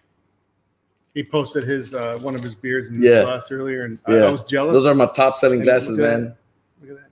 Yeah. So we got the logo and then the cheers. You know what we should give? We want to give away. What are these? Yes. Right. So we're gonna do a giveaway. We're gonna do a giveaway. We're gonna give away. We're gonna give away for two of these. Yeah. And two of these. Yeah. All right. So we'll do that giveaway. We're busy right now, but we're gonna do that giveaway later on Discord only. On Discord, yeah. Yep. I'll put the instructions in later. So we're gonna do giveaways. We'll do 2 tonight, 2 tomorrow night. How's that sound? Yes, I agree. All right, so let's. I guess I got to put the new beer in this one. So let's talk to the new brewery and the new beer. Let's try it out. Wibby. Wibby. Teddy Risk. Hey, what's up, bro? Oh, wonderfully. How are you doing? Good. We're 4 beers away already. Yeah, you guys are living the good life the next 2 days, right? Yeah. How's life in Longmont? You know, it's pretty darn good. We're certainly staying busy. That's for sure. Good. That's right. How are things out west, Todd? I can't complain. They're good. Yeah. Cool. I think you were, if I'm not mistaken, you were in the Denver area right before we opened, right? And then. Yep, I lived in Denver for a little while, but yeah, that was fun before moving out here. So yeah, it was good. Cool. All right. So we're going to drink the Wibby Brewing Volksbier Vienna. Yeah. Okay. All right. People's beer. The people's beer. Yeah. That's right. Oh, it looks a little dark, huh? Okay. How have the first few sessions been? I've been running around like a chicken with my head cut off, so I haven't been able to. Yeah, first 3 were great. I mean, you know, it's lagers, man. It's like your video, lagers, right? Yeah. You guys did that little chug. It was a good video. Everyone's got to go check out all the brewery videos. They did a good job. So it has a nice amberish color. Yeah, well, let's let Teddy talk to us about this beer. So, I'm just excited, man. So why did you I know you guys do pretty much all lagers, right? So we do. Yeah. So why all the lagers you do? Why this one? Sure. Well, when we first heard from you guys, we were most excited to talk about this beer and to talk about the prospect of showcasing it because it's named the Volksbier Vienna because we do believe it is the people's beer. And over the last year or so, it's turned into the beer that everybody is most excited to talk about when they do talk about Wibby Brewing. So doing all lagers, I'll backtrack a little bit. Ryan Wibby and I are the 2 co-founders, and we went to college in upstate New York together. And Ryan is the president, CEO, brewmaster, and he was studying chemistry at Ithaca College when, and if you did see the video, I apologize because there's going to be a little bit of repeating, but it's all nice. Right. It's all good. So, no worries.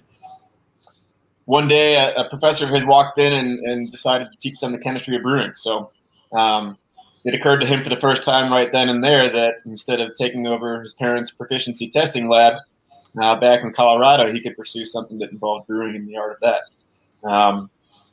And in his first brewing job at Iron Hill Brewing Company in Lancaster, Pennsylvania, he was just very taken back by what lagers could do and how lagers could really surprise people with flavor, how that flavor could really be so well pronounced with a clean finish. And that's kind of where it started for him.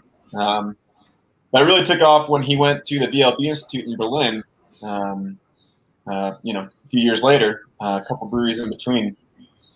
And he got to learn from some professors who devoted their entire art to lager brewing. And it was really, truly a light bulb moment for him. He would tell a story about when Matt Brynelson, who's a legend to probably most people tuning in, but maybe even more so to Ryan, he gets a little bit starstruck when he sees Matt. I'll never forget the first time that I saw him at a Master Brewers Conference, and Ryan froze up. And if you know Ryan, that's not like Ryan. So it was pretty cool to see. Throws up. So he actually physically throws up. No. I heard. My bad. Wait. I'm not fucked up. Okay, all right. I'm gonna tell you right now. Dog. I thought you said throw. Okay, go ahead. Sorry about that. But Matt was visiting the class and presenting a challenge to basically do a traditional German style lager, but use all American hops in it. And Ryan and the classmates that he worked with brewed a beer that eventually turned into the birth child of our Wibby India Pale Lager. And at that point, he realized, with all of the growth that was happening in craft beer in America, this was 7 or 8 years ago now, it really gave him a good opportunity to think about how that could provide a nice point of differentiation for a different product lineup, and also for creativity. So from there, his dream was kind of born in a new way, in a new light. When he came back, he brewed at Deschutes for a couple years before we decided to go for it. So the Volksbier, the people's beer, it was the beer that he and Paul, our head brewer, were most excited about going into GABF last year. Cheers, guys. Cheers, brother. And of course, when you go into the Great American Beer Fest, you always hope to hear your name called, but you certainly can never expect it. But this was the beer that both Ryan and Paul were most excited about. And last year, obviously, with everything going on, it was different. It was probably the only award ceremony I'll ever watch from our tap room, on the big screen. But there were high hopes for a medal, and it took home a gold medal for Vienna Lager. So it was a pretty awesome moment, and to know that that's what Paul and Ryan were most excited about going into it, and then to have that accolade come to fruition it was really great. And since then, it's gone from a beer that we brewed once every couple of weeks to, or I should say, about 4 or 5 times a year to once every couple of weeks. So, shit, you guys won gold. Fuck, I was brewing all the fucking time too, man. Yeah, and medals at award ceremonies don't always translate into beer sales, but we understand that around this beer and where we were at as a brewery at the time, and it really did take off from there. So, explain the style a little bit, the Vienna style. Sure. So Vienna Lager is a beer that most people mistakenly associate with Vienna, but it's a beer that you don't find in Vienna as often as you would expect to. It actually got its start and really came to life here, in America. I don't think that Jim Koch ever described his Boston Lager as a Vienna Lager, but Americans really do see that beer and associate its amber hue and its color with what the amber lager is. For me, I just love it because it has so much flavor up front. You get some earthy notes. It's a lot of nice little maltiness too. Yeah, the malt is it's almost borderline taking a step towards full-bodied, but it feels so incredibly light, and it is so approachable in nature that it can only be described as medium-bodied. So it really sits nicely on the palate, and it pairs nicely with most kind of foods too. So it'd be hard to find something that it didn't go well next to. As a brewer, a lot of brewers, they focus on a lot of hops. Yeah.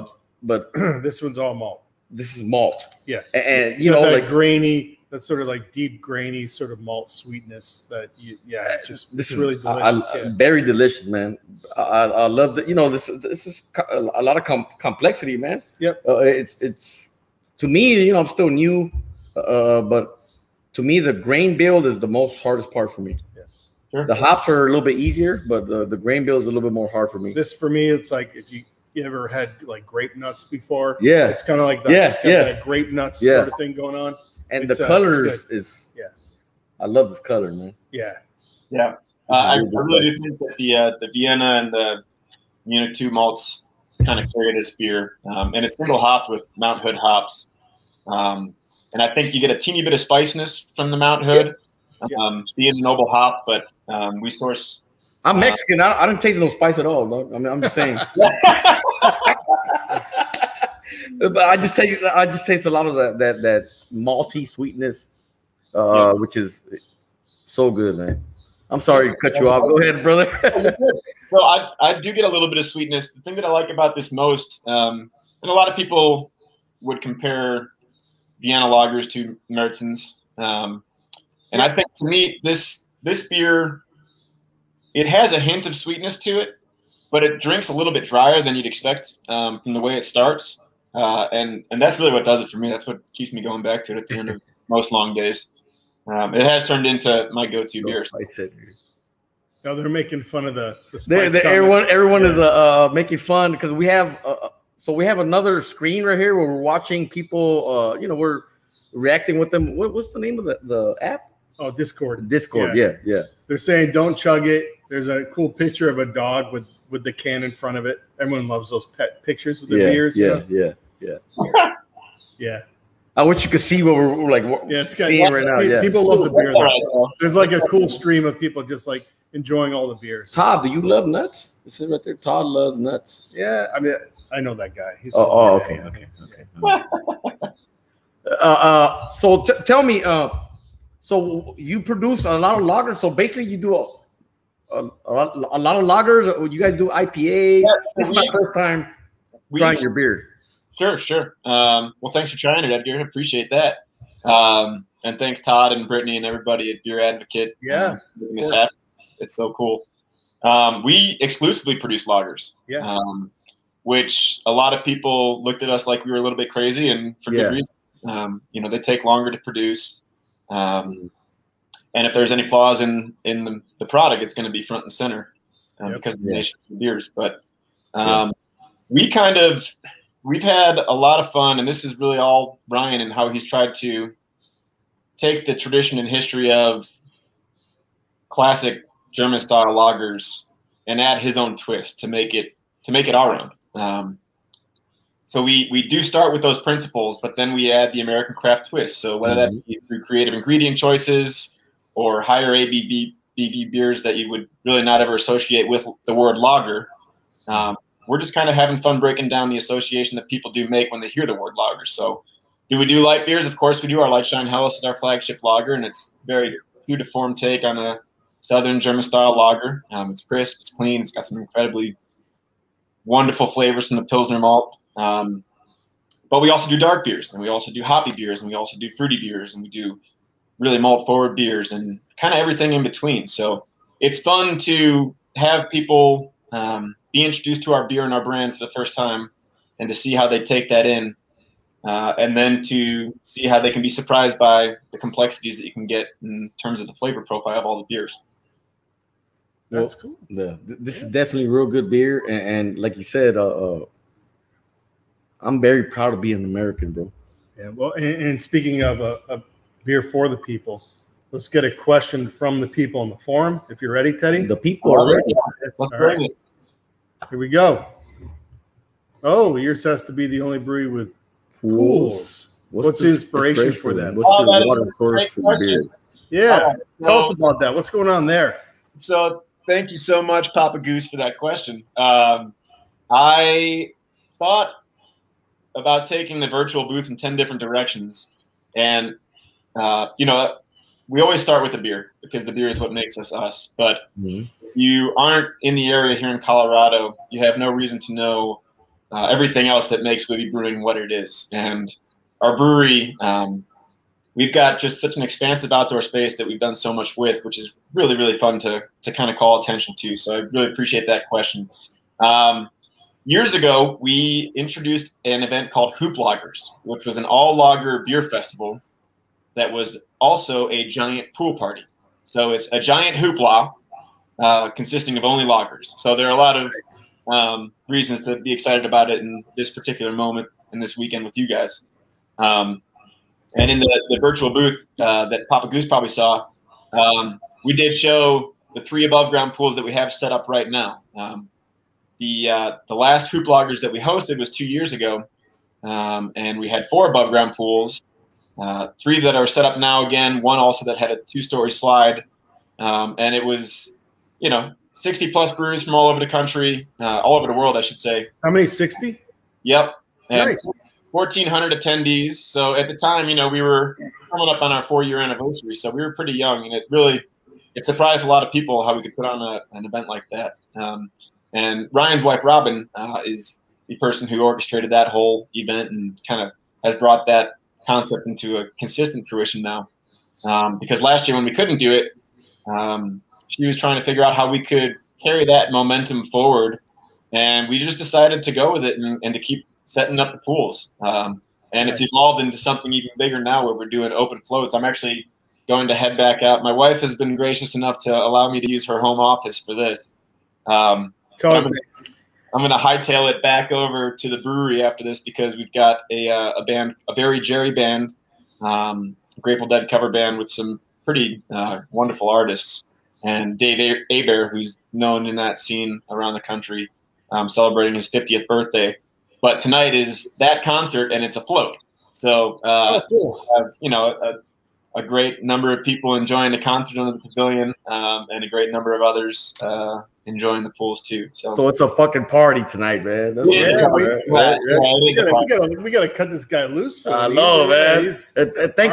Tell your wife thank you from us for allowing you to awesome. to use her office space, right? Yeah. Of course, it's really cool though. You know, last year with everything that happened for everybody in our world, it was obviously an unprecedented time, but we were able to use the outdoor space. 2020. Yeah, that's right. Yeah, no kidding. No kidding. 2021, might as well add that to the mix too. But a little bit, yeah. Part of it, yeah.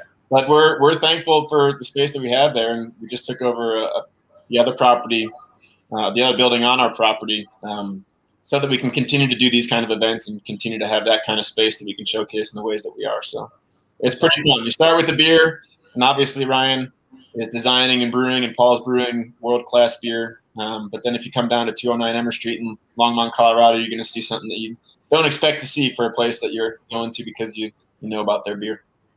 Nice. Well, that's definitely a real good beer, man. I think we have time for one more question. One more question. All right, let's do it. Here we go. All right, so Ted, what is the future of loggers at Wibby? What are you on the team working on that might surprise us down the road? Good question. Good question. Yeah. That is a good question. You know, it's a question better suited for Ryan, but he's always exploring what can be the next thing that will allow our beers to build on what has stood the test of time, but also to present something to the people that they're not expecting to see. So we just tapped a Stein beer, which we've done in years past. It started as a collaboration with local media, where you basically do a secondary boil on top of heated granite rocks. On heated granite rocks? Yep. Yeah, and it provides a caramelization effect and just adds some smoke to the flavor. It's really a pretty fun thing to do that you don't see very often. That's crazy, bro. Just like the caramelization you get off of it's crazy. Yeah. And this year, Robin and Ryan worked with, I actually don't know how much I should say about this, but they worked with NASA, and we used a meteorite that NASA provided us in that secondary boil. So that was just recently tapped, and that's just kind of a good example of interesting things that you would never expect to hear the story of as you're contemplating what to order at the counter of a bar. So thanks for sharing, even though you might get fired now. The bar, right? Yeah. Well, awesome. Yeah. That's a great question. You got to go join that party. It sounds amazing. Yeah. But want to thank you for putting this delicious beer in the box. So thank you. Absolutely. Thank you for taking some time out to join us tonight. Really appreciate it. And I've loved your beers for a long time now. And thank you for brewing lagers. Todd, absolutely. I really can't tell you how excited we were the first time that we saw you had reviewed our beers. It's something that we'll never forget and never take for granted. And neither will I. Just delicious beers, man. Delicious beers. The whole team, and thank you Halftime for making this possible to bring. Yeah, halftime, man. They fucking killed it like always. Yep. And also, I mean, thanks to all the viewers. Thanks for making it happen. This is something that you've never seen before, that I've never seen before, let alone participated in. So, really do appreciate it, and I'm just so thankful on behalf of everybody at Brewing. We're thankful to be a part of it. Appreciate you. Thank you for joining us. Now go fucking party, bro. Yeah, go party on those. All right. Take care, guys. Stuff. Cheers. Yeah. Really good beer. Yeah, it is. Yeah, Vienna. You know, a lot of people, you know, think like me. You know, I'm still kind of new. Well, you know, I've been drinking for 12 years. Yep. I used to think malty was just bad. You know, you just want to think about hops, right? You know, that's why a lot of people underappreciate lagers, bro. Malts, man. Malt is you know, like you need the fucking that backbone, man. You need the backbone. That's you know, right. Yeah. And that's why malt is very important to me now. Now that you know, I've been getting into it. But and speaking of malt, the next beer, I love these. I love on Trapp, and we're getting on Trapp brew. Yeah, but we're getting. Dude, you made a. We're getting the Dunkel. Who chooses all these breweries, man? Me. You did a fucking great job, dog. I still haven't had a bad beer, dog. No, you're not going to either. This is a Dunkel from Von Trapp. I love it. Yeah, I've had it. So I'm you've been drinking way more fucking crap beer than me, dog. But it's all right. I don't know how you haven't chugged more than me. Oh, right. I'm not chugging a Dunkel. I'm gonna sip and savor the Dunkel. Right. Yeah. So everyone, go get your Von Trapp Dunkels ready. All right, let's get ready. I love the Discord, man. You guys got to join the Discord. Yeah, no, this is it's amazing. This is a whole different thing, man. Like, yeah, what's going on? Yeah. All right, cool. Let's do this. Dunkel time. Dunkel.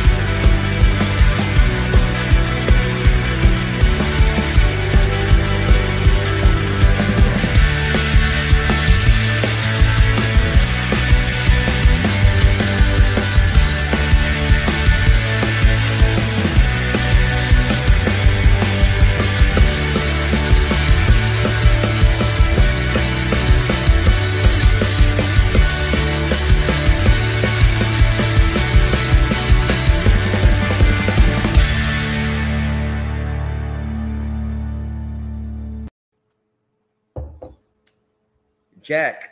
Hey, Jack. Hey, what's going on, you guys? How's it going? How are you? Good. Good. Stow's beautiful. I'd say it's warm, but it's warm everywhere else in the country, so we got it easy. Nice. Yeah, nice. So, all right. Edgar here has never had a Von Trapp before. Hope this is good first time. So I've been drinking craft beer for 12 years now. Yeah. Obviously not as much as Todd. Todd has shown me a lot, but all I know is that Todd doesn't invite just anybody. So he you know, every brewer that he invites, that means it's fucking good. Excuse my language. Nah, he knows his stuff. Yeah. And I love Von Trapp lagers. So.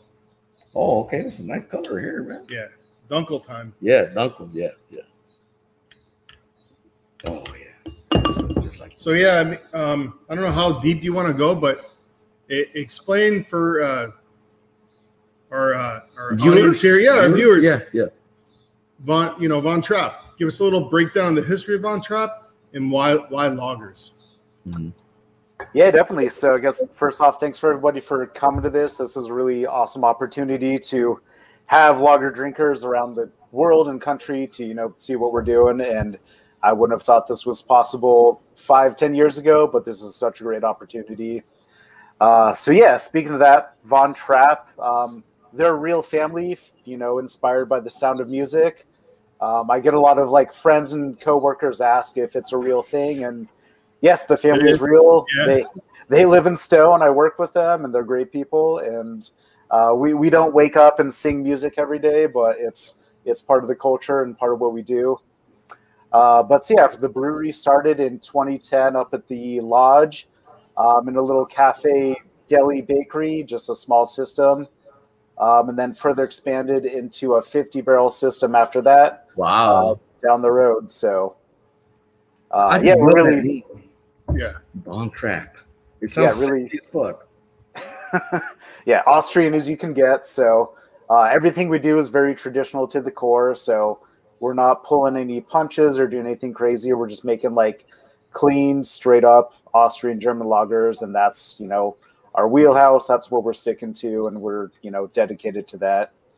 So we're looking at our Discord, the live chat, and everyone's doing these different memes of the hills are all, and she's spinning around with a Uzi. There's one where she's got Uzis, and she's like, I don't know if you ever seen that one, but it's pretty funny thing. So nice. Yeah, that's great. Awesome. But anyways. But so yeah, when we started as a brewery, Johannes Von Trapp, he is the kind of elder of the Von Trapps. All he wanted to brew was Helles, and if we could, we would have sent our Helles or Pilsner to this festival, but we're selling so much of it. You guys are drinking so much that we didn't have anything to send you. So we wanted to showcase our Dunkel, just because it's kind of like a sleeper in our lineup, and it's one of our favorites to make, one of our favorites to drink. So yeah, this is just one fun one to give it a little different twist into the lineup. So cheers, you guys. Cheers. He said Dunkel. I call it Dunkel. Everyone says potato, tomato, right? But maybe maybe Jack can explain what is a how would you best describe the style of Dunkel? Yeah, definitely. So we call it Dunkel. That was on my first day, that was indoctrinated into me because coming from an Austrian German family, you learn how to say things correctly. Exactly. All right, we'll say Dunkel. Yeah, Dunkel is how you say it. Dunkel. So that's how we learn. We'll say Dunkel. We're saying Dunkel. Precisely. And Dunkel just means dark.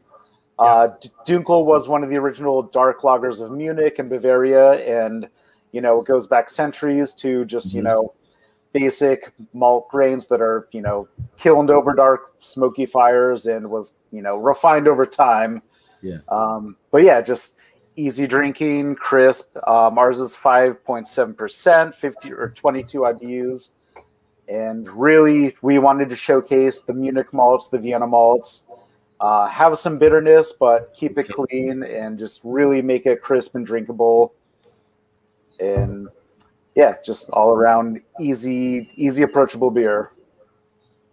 It's definitely very clean. I love the color, man. Awesome.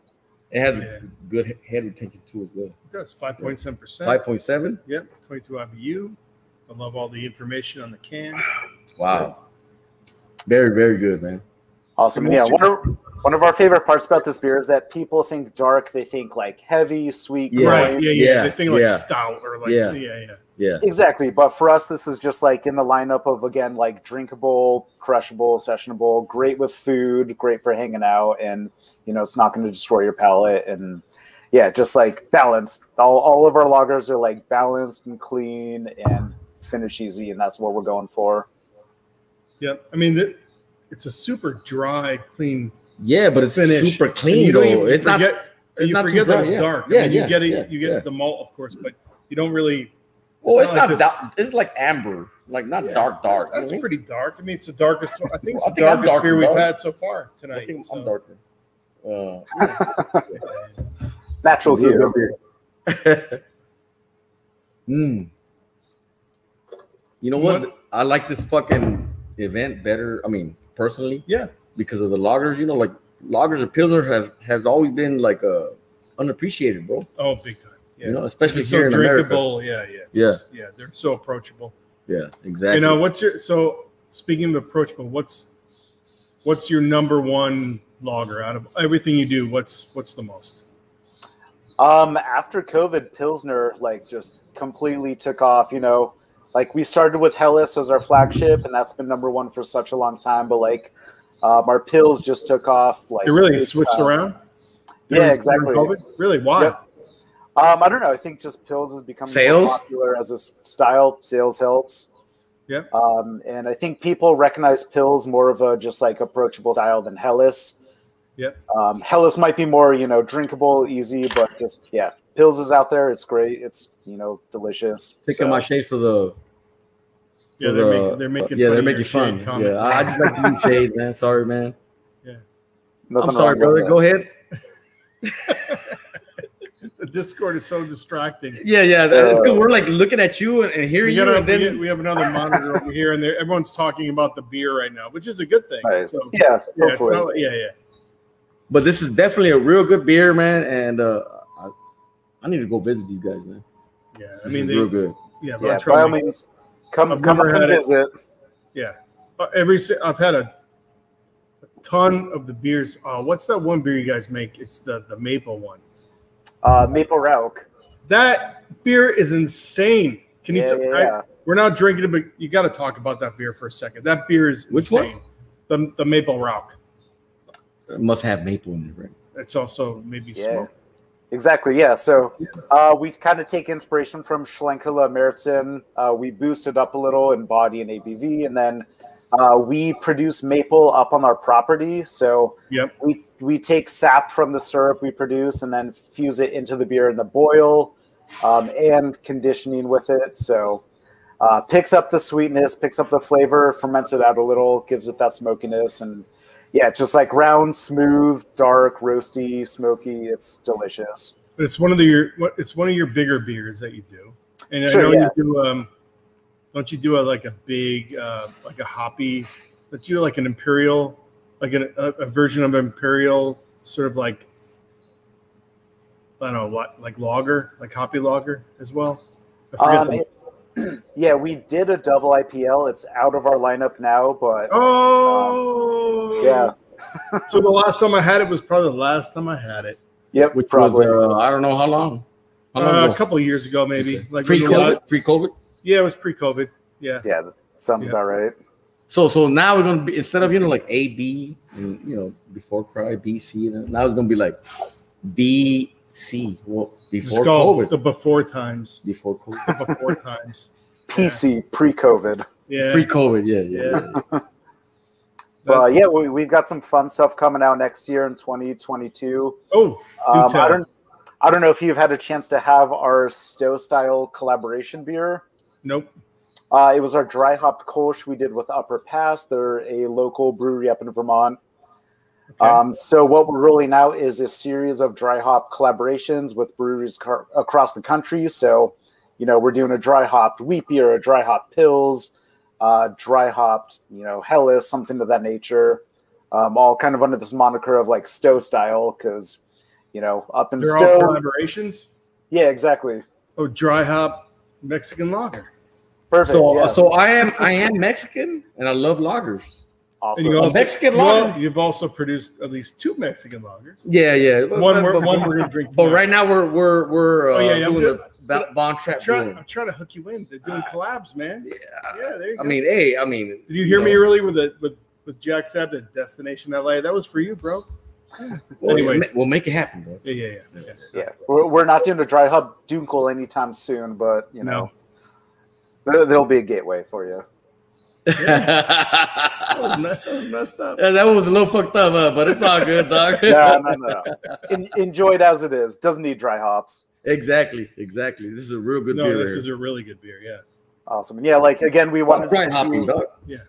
Yeah, exactly. We want to Phil's, Hellas, but like Dunkel is one of our sleepers in our lineups, and it's just like one that we all go to. We only brewed a few times a year, but like we love having it around, and it's awesome to brew and great to drink. So, speaking of go-tos, you said the Dunkel is your go-to. Is it the staff go-to? Like when the staff are drinking, lagers at work or whatever. What is the one beer they're all drinking? Everyone.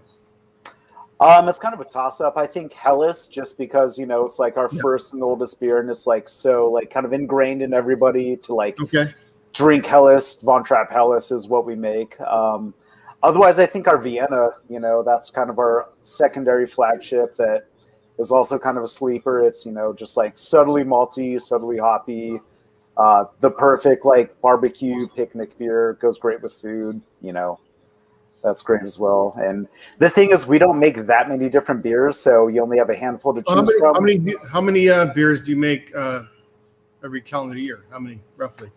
Excluding the collaborations, what do you make like for your core lineup? Yeah, so our core is Hellas, Pils, Vienna, Dunkel, Kolsch, and that's about it. Really? And, yeah, which I love. Like, it's so great to focus on. That's just really cool. Yeah. They should make a Mexican lager, dog. Well, I'm just saying. We're with you. Yeah. But and then in collaborations, how many of those are you doing right now? Last year we only did 1 or 2, and then next year we're doing about 4. Again, just like our lineup is very focused, very straightforward, which is a lot of breweries make 30, 40 different beers a year. We're just keeping it simple and doing the best we can. Yep. All right, I think we have some questions from the audience. No? Yeah. Questions from the forum. From the forum. Yeah. All right. Come hang out in New England. Okay, go for it. Oh, thank you for giving lagers the limelight. Aside from the Radler, what's the Radler? You got to talk about the Radler. The Radler, is there one of your regular styles that you'd like to make, or a variant, alternate version of? What's this Radler first? You didn't. So the Radler earlier. Yeah. We didn't talk about the Radler just because that's a fun kind of summer one-off. It's a lighter version of our Hellas, decocted to give it some more kind of body, but blended with fresh grapefruit juice from Oregon. So it's like light, tart, fruity, refreshing. It came out in May, and we're going to make it again next year. So I'd highly seek it out if it's still around. Other than that, we don't do too many kind of spins or riffs on our flagships. Our Pils, we do a Bavarian Pilsner. We're doing a dry hop version of that, which is going to be kind of our Italian style Pils next year. All right. And then nice. Yeah. And then other than that, we'll do kind of like cask versions of whatever we have on site. So you have to come up to Von Trapp up the hills and try them, and otherwise we're not going to. So you said cask. Talk about that a little bit, because I've had a bunch of like cask lagers, but people don't. It doesn't connect with a lot of people because they don't. It's very rare. Mm-hmm. Like I've seen, there was a beer bar in like Boston. It's gone. They moved on, but it was Deep Elm. They used to do like cask lagers. And you'd see it at like NARAX, the New England Real Ale Festival in Boston. They would have some cask lagers on, but it's very rare. So talk about that a little bit. Yeah, definitely. I mean, it's more of an English tradition, but Germans and Austrians do it as well. we just take kind of our core lineup and either dry hop them or give them another spin. Like we've done our maple rauch with, you know, bourbon soaked maple chips in it. Yep. Fun stuff like that, just for on-site premise only. What do you think the cask? What do you think that process does for, like? What do you think it adds or enhances? Because the lagers are already great. So what do you think it does for a lager in general when you cask it?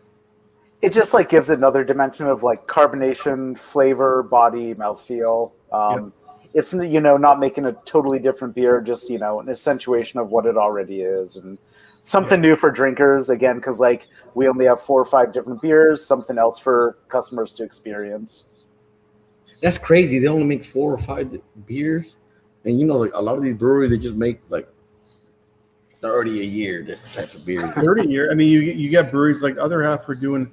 I think they almost broke the 100 record. or 200. No, they did over 300 last year. I love Other Half. Yeah, but they did 300 different beers in a single year. Yeah, so that's a lot. Yeah, that's it's not. Lot. It's no.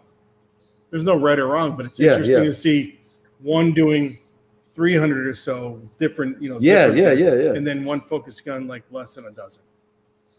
But hey, they're still in business. That means they're doing good, right? Yeah.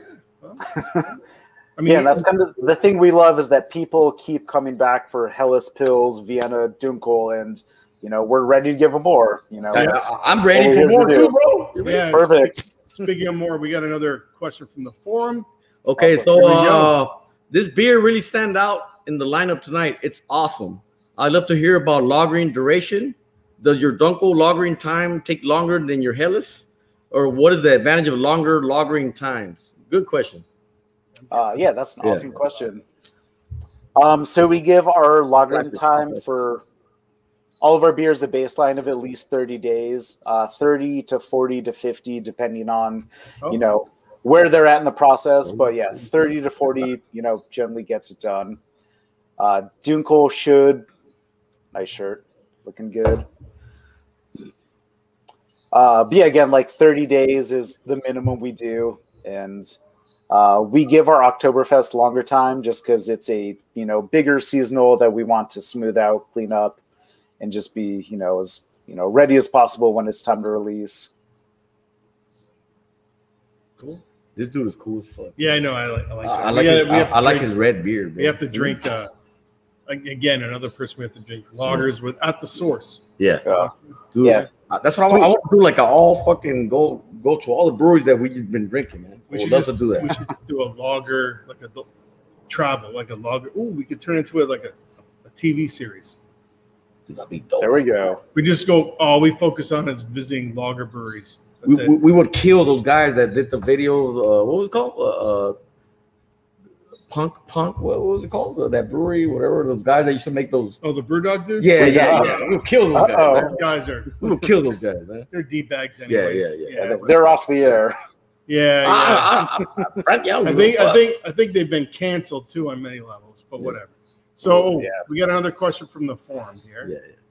There you go. This good question. Yeah. What's the difference between the Schwarzbier and the Dunkel? Yes. Yeah, great question. So again, Dunkel means dark. Schwarz means black in German. So we're making a dark beer. We're not making a black beer. Schwarzbier is made with, you know, roasted malts. We're not going quite that deep in forever roasting. It's just like darkly kilned Munich and Vienna malts, but it's not like, you know, black in color. It's not roasty. It's not chocolatey. It's just like a little more restrained before that level. Yeah, and the black beers tend to be a little bit more. You'll get a little bit more of that. It'll be a little bit more acrid, be sharper, where the Dunkel's like more malty and kind of Dunkel, is more malty and sweet. I'm learning. It's more malty and a little bit more sweet. Check yourself before you wreck yourself. But the black ones, the black lagers, you don't get that sort of sweetness. It's not there. So exactly. So this kind of like the brown ale to, you know, porter or stout equivalent. Exactly. Yep. Which is another common sort of like question, like what's the difference between these two? It's like, and there we go. Just summed it up, but it's a lager. So dude, I'm learning so much today, dog.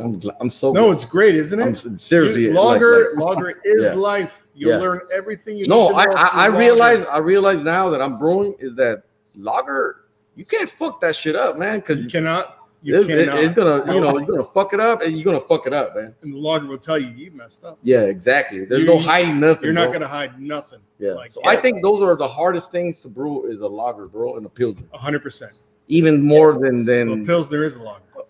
Pilsner and lager. You know what I mean? You know what I mean? It's all right. It's all right. Even more than like a barrel aged stout or like some kind of fucking crazy ass sour with fucking shitload of fruit. Yeah. We got another Dunkel question here. I think. Oh, sure. Dunkel. You guys are so technically sound. What do you feel is the key to the Dunkel style? Dunkel. That's a great question. Correct. Yeah. So what makes a good Dunkel? Right. Let's keep saying Dunkel and Dunkel till it really sets in. Yeah, I'm gonna say it now. Like, yeah. I'm gonna wake up tomorrow morning and be like, I'm gonna wake up like Dunkel. My kid will be like, good morning, and be like Dunkel. Yeah. I'm gonna wake up Dunkel morning. In the morning, you know. I'm taking a piss in the morning and like Dunkel. Well, it's good because she's actually learning German right now. It's part of her. Perfect. School, so So I'll be. Hi, ready. Charlie. I'll be ready now. Nice. She's not awesome. Oh my god. All right, Charlie Bomb. So tell us a little bit more. I mean, for us, it's like we do the right malts. We do a decoction, which I'm sure has been talked about at this point. Yes. Boiling the malts, getting some caramelization, flavor, color development. And really, it's all about, just like balance. We don't want a super sweet, cloying lager out of this, Right. We want something that's like crisp and drinkable. So balance it with hops. Give it some body, but don't, log it down with too much heavy flavor. Just like embrace the malts. We use Weyermann malts from Bamberg, Germany, and all of our beers. We get tanker trucks of them delivered every other week, and it's a privilege to work with. They ball. And so it's again just like simplicity and doing the ingredients justice, and nothing more than that. Nice. He said tanker fools of fucking hot, bro. That means they balling, dog. Good shit. No, this is a real good beer. Cheers. Cheers, awesome. Motherfuckers. Oh. Yeah. Oh my god. It's crazy how lagers has been they're like the redheaded stepchild, bro. Lagers and pills. Oh, I'm sorry, lagers. Pills. Right? Yes. Right? Yep. And like me, when I started drinking beer, I thought lager was Budweiser, Miller, Coors. It is. But this is way different, man. It is different. Big time. But they're all lagers. Correct. And they're still all, people love to rag on the big breweries, but it takes skill to make that consistency across the board, regardless if you like it or not. Yeah. To make that sort of like level of consistency, it takes a lot of effort. I know. Yeah. I realize that now, that I'm that's the secret is most brewers, they've got a secret favorite lager. Yeah. Oh, actually, Jack, what's yours? What's your favorite secret lager? No, it's not going to be a secret anymore, bro. It's I know. Straight up. So if the one you grab, it's a macro lager. What macro lager do you gravitate towards because you're just like you appreciate it for what it is and the skill that it takes to produce it? Totally. I've got this light in the background. You can't really see it, but it's a Pabst Blue Ribbon light, and all day. We started our day with PBR. We started our day with PBR today. Yes. Awesome, man. Fuck yeah. So good. In fact, they should have sponsored this. Yeah, exactly. Dude, that was next time. Yeah, next time. Yeah, just to add to that, I work in the lab. I do quality control, and so many of the lab practices were developed by Coors and Budweiser and Anheuser-Busch. And we use the same practices every day, and they're the masters of quality, and we take after that, and we just make different beers, and that's the end of the day. Yeah. Jack, he's a good dude right there, man. Yeah. Real good dude, man. Yeah. I could just see me going over the brewery and just chilling with homie Jack. We'll go to one day. My lowrider. One day we're gonna do that. We're gonna do the lager tour. Yep. Come up to the mountains. We're gonna hang with Jack. Definitely. Yeah. Anytime. All right, we're gonna drink a lot of Dunkels at Von Trapp. Dunkel. Yeah, Dunkel. Negra Modelo was a Dunkel, right? Why is it not a Dunkel now? Dunkel. Well, Negra Modelo, because I used to love Negra Modelo. You don't like it now? I just support craft. Okay. Okay. So, anyways, Jack, thank you so much. Hey, thank you guys for everything. Thank you. This is real good beer. Appreciate you guys taking the time, and thank you for putting this incredible Dunkel in the box. Yes. Definitely. Thanks for we are all enjoying it. Discord loves it. So awesome. Thank you very much. Awesome. Have a good night, you guys. Hey, all the best to everyone at Von Trapp. Will do. Take it easy. See ya. Thank you. Such a good beer. Dude, this is like Dunkel. I'm so glad you invited me, bro, because I just like learned so like people understand like this is so much knowledge right now, bro. Dude, I keep on saying on Twitter, lager is life. Hashtag. Like literally, like for real. I'm like just blown away right now, dog. Lager is everything. Yeah. If you can brew a really good lager. Yeah. No, all these beers are fucking. I haven't had no, and I don't bullshit, dog. I don't fucking say, you know, I'm not gonna disrespect nobody, you know, like, but still, like, I know, you know, like, I will never say that beer fucking sucks, but still, like, I know what good beer is, and all these beers have been fucking incredible, bro. Delicious. You're good, man. You're pretty good, bro. You're pretty good. You just taught me a lot of things right now, man. Hashtag respect, motherfucker. All right. So let's take a 3-minute break, right? We get to take a little break. Is it already time? It's 7:30 already, dog. One more. Oh, but this Wolf's Rich Brewing Lager. It's gonna be like eating a smoked ham sandwich, but in a glass. Look, I'm not a fan. I'm not a fan of smoky beer. You're gonna be after this beer. We'll see right now, though. No, you're gonna be. Okay. You're gonna be. I'm not a fan of smoky beer, but hopefully, like I said, I don't want to be like, you know. How can you hold on a second? How can you not be a fan of smoky beers when you smoke? I mean, come on, man. This is different though, bro. Oh, it's a different kind of different. Yeah, I get it. And it's fucking 30-some% THC, dog. You wanna hit it? Off camera. Okay. All right.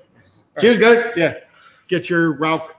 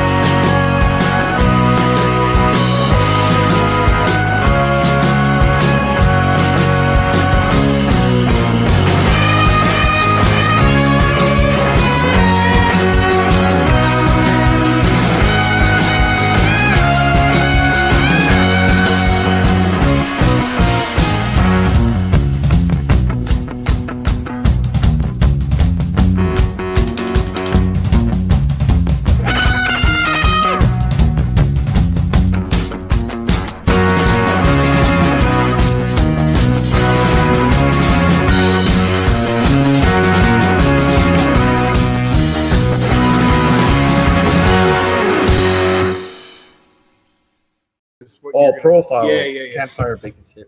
Hey, Chris. What's up, Chris. How you doing? I think he was having internet problems. Can you hear us? Chris? Hello? Hey, how's it going? Hey, Chris. How you doing? Thanks for putting the smoke in the box. Wolf Ridge Brewing smoked lager. Yep. Let me be 100% honest. I never liked smoked beer. Okay, so that's fine. I want to try this out, man. Yeah. Okay, and Todd has been bringing nothing but excellent breweries, man. Let's see. Oh yeah, dude, it smells like. Here we go. It smells like it's pure campfire here. Wow. Yeah, isn't that amazing? What the fuck? It's all right. We'll work with him. He's got a little audio problem here, but we'll work with the beer. How in the fuck can they capture this fucking smoky? Like I'm like at a fucking barbecue, bro, and make some fucking smoked meats. Welcome to Rock Beer Life. Wow, that's bro. That's what it is, man. Seriously. I mean, it says right here, profile. Cheers, motherfuckers. Bacon. Savory. For real. Yeah. For real. Chris, you having some problem with the sound? Yeah. Well, I can hear you now. So we can hear you. It was the headphones. I took them out, and now I can hear you. So we got you. I think we're good. I was going to say, thanks for bringing the campfire to the box. And this was because when we were first reaching out to breweries to build this lager box, I was worried we're going to get a lot of like pilsners and whatnot. But the box turned out to be incredibly diverse. Yes, it is. To have one of these in there, I mean, it's as diverse as this country. Yes, exactly. Yes. Right. Yeah, but this is like a lot of people haven't. It's a love and hate sort of style. Am I right, Chris? This is like you really like it, and this is like it. This is great. I love it. This is intense. Like it's right here right here in the campfire bacon savory. Check. Check. Check. I love bacon. Yeah. Well, I mean, do you like this? Because you said you don't really. Okay. All right. So I said that. Be honest. I'm gonna be honest with you. I don't like smoky beers, but this is fucking way fucking different, and I love it. Yeah. Well, one of the things I always like to recommend to people when trying these beers too is like the first sip is always really aggressive. But once you get, a third of the way through the glass, the smoke starts to die away a little bit, and you start tasting the beer itself, and you acclimate to it. So a lot of people tend to like it more the second half than the first half of the glass. Yeah. No, this is very good. This is a full-on smoked beer. This is not like a Helles with a little bit of smokiness, or like a Schlenkela where they don't really. It's not really using any smoke, but because of the process in the brewery they're running through, it picks up all those things. This full-on fucking smoke, like it's like I'm in a fucking barbecue and all that fucking smoke, and I just put the beer there, like and there you go, and you drink it, and there it is. Yeah.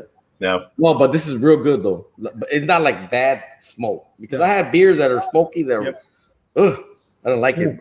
But this one has a great flavor. Tell us how does a brewery impart this sort of flavor? Accomplish this. Into a beer, but specifically a lager. Yeah. So this recipe traditionally we've always used like 100% Weirmann malt from Germany, and they have like a signature beechwood smoked malt, which is called Buchenrauch, which is where the name of the beer comes from. Which just means beech smoke. And so beechwood smoke is really the style of wood smoke that most Rausch beers traditionally in Bamberg are smoked with. We usually have a little bit of oak smoked wheat in there as well. I personally find oak smoked wheat to be slightly more intense, but still nice and soft compared to some other smokes. Some things like cherry wood I find can lend a oily, meaty character to the beer. And it's interesting, we even list bacon as one of the profile words on this beer, and we went back and forth about it because Traditionally, I don't know that I personally would describe this beer as bacon, but whenever we pour it at a beer festival, everyone comes up to us and they're like, I've heard about the bacon beer. I have to try the bacon beer. And so it just like hooks people. And like, if you're not used to drinking the style of beer, I think it resonates. I've never tried this beer and I said bacon. Well, I think it depends on how, like, so everyone's got different degrees of how they cook their bacon. Sure. But I think if you cook your bacon to a certain level, I get it. If you don't, no. Yeah. But yeah, I get it. Yeah, I get the bacon. But it's not. I know. I understand it's not a bacon beer, but I just kind of like had a hint of something like bacon, bro. Oh yeah, it's definitely there. Yeah. And that's incredible. How the fuck do you do that? That's crazy, man. Yeah. So the malt is basically, the grain is what gets smoked after it's malted. And then that smoke just hangs onto the grain. Yeah. And the grain doesn't smell overly smoky when it arrives in the bag. Mm-hmm. But once you start mashing in and it hits that hot water, the entire brewery smells like smoke all day when you brew this beer. It's really beautiful. So when you, as we all do when we see a sack of grain, we pick it up and we eat it. What's it taste like before that process, before it hits the hot water? What do you think it tastes like? The smoky? No. He said it's not smoky. I want to know what it was. Very faintly smoky, but not overwhelmingly smoky. Actually, yeah, it tastes closer to like Pilsner malt than it does like a really smoky thing. It's really weird how much that opens up once it's steeped in the water. And then this batch is actually unique. So this recipe is barely changed for years, but it's kind of like the weird thing of like, do you brew the beer you want to brew, or do you want to brew like stylistically appropriate, or to like what does well in competition? And in a lot of competitions, like the one thing that everyone always wants from this beer is more smoke. And so this batch is the smokiest batch we've ever done. And the only way to get more smoke was to go beyond the Weyermann malt coming from Germany, because obviously these beers aren't super popular, so they don't make a lot of it, and this malt's probably pretty old usually by the time it gets to us, and so that smoke character will fade away. So we needed a fresher smoke character. Okay. So about 25% of this batch used some freshly smoked malt from Sugar Creek Malt in Indiana.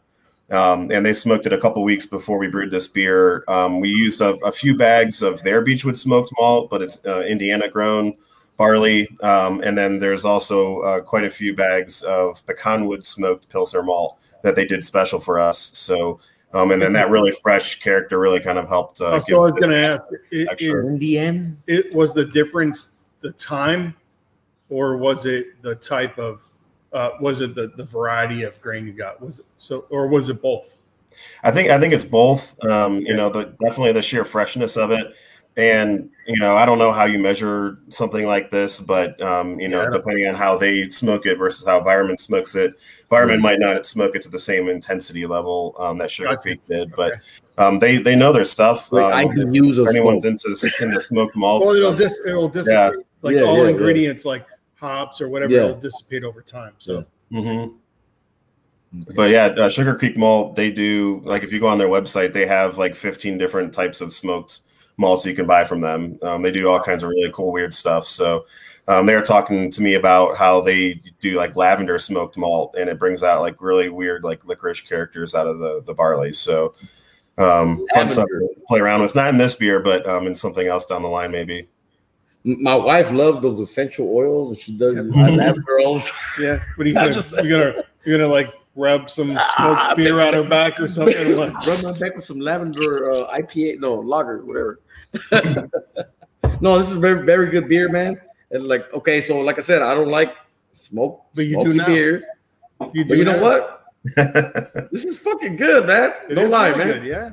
No lie, it is very good, and I'm glad we're ending on this one too, because if we had this in the beginning, it'd been like game over. Yeah, because it's that smoke, like deep smoke, just lingers. It's just like it's like I'm drinking a beer and I'm like next to a fucking smoke.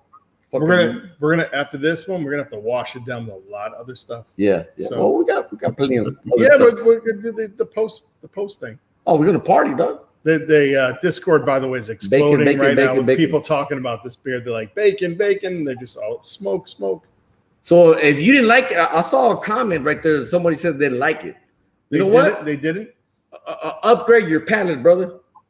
Oh no, it's okay. If they don't like it, they don't like it. It's okay. Not every beer. Yeah, it's definitely not beer for everybody. I was the one that didn't like it either. Give them time, bro. Give them time. Okay. Give them time. Right. Oh, okay. Don't get angry, man. All right, Just give them time. Yeah, this is a beer that'll never be our bestseller, but it does surprisingly well for us. We've sold 45 barrels of this beer already this year. We're going to brew a third batch this year. And we also usually, sometime during the year, do a smoked Talus lager as well that I want to bring back before the year's out. So that's maybe like my favorite beer that we make, actually. I see there's a question that came through asking what kinds of foods. I love there we go. Smoke. What kind of? Oh yeah, that's a good question. So what would you personally pair this beer with? Smoked meats. Smoked meat or any kind of like red meat. Man, there was a really good article years back in I don't know if it's All About Beer or something, but it was like someone went to Bamberg, Germany, and was talking about the food there. And there's like these like bacon wrapped onions or something that you can buy. The hot dog. It's the so at Sri Lanka they did these like onions. I think they might be talking about that. They do these onions stuffed with meat, and then it's topped with like bacon, and there's a gravy, and they do it at the brewery. I'm fucking hungry, though. And it's so disgustingly gross, but awesome.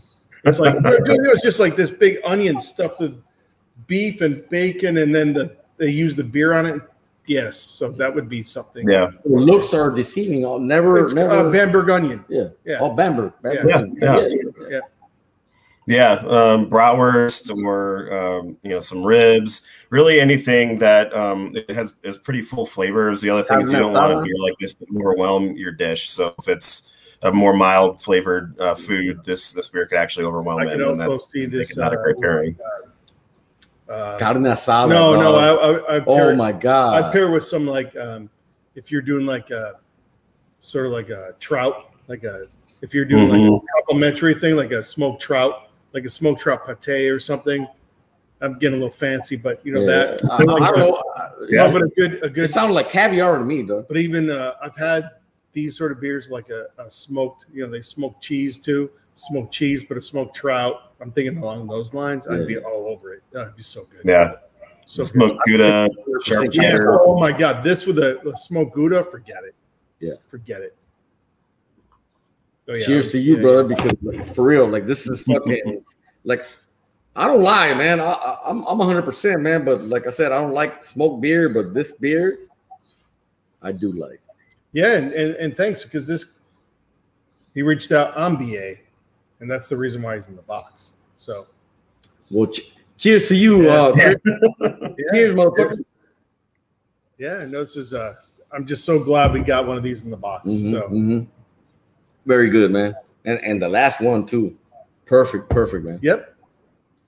So we got another question. That's it. So yeah, I'm actually in Denver right now. So I'm traveling. All right. Why are you in Denver? So I'm actually going to be judging for Great American Beer Festival. There you go. Week. So yeah. Okay, so make sure that this our beer that we submitted. Edgar entered a beer for GA. Okay. Oh, really? Hold on. Are you judging? No, I'm just joking. So we had a hazy IPA. It's called Funk Freak. I'm not trying to like. Well, he wouldn't know anyways because they don't. Okay. Yeah, it's all blind and. Damn. All right. Yeah. It's a fucking hella good though. Cheers. Yeah. But if you taste something that maybe came from Compton, I'm just joking. From LA. Oh, sorry, LA. Correct.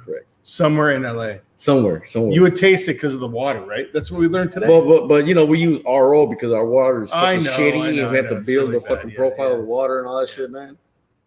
Yeah. So tell us something about smoked beers that people should just like. All right, so what we saw here tonight, Edgar, that is a great reaction to the whole style in general. Yeah. What should people like maybe reconsider? Because I've seen this too. A lot of people like, again, we opened up love or hate. If you hate it, how can you maybe get people to come over and love it? Because Edgar, he had a sip of this one. Maybe it's a specific beer, whatever. But how do you get them? Yeah. Or maybe I'm fucked up. I don't know. I don't know what it is, but it's good. We need more of these beers in our lives. That's it. Yeah, but a lot of people that are new to craft beer, they don't particularly they're on the hops and the milkshakes. Yes, exactly. They're weaning themselves off of those. Yeah, that's why the pilsners and the lagers aren't so popular, you know. But they are. The funny thing is, they are globally. Like the number one seller, the number one category in the world is lager. Of course, but they're Budweiser, they're fucking Miller, Coors, all that shit. They're not fucking craft beer. It's still lager.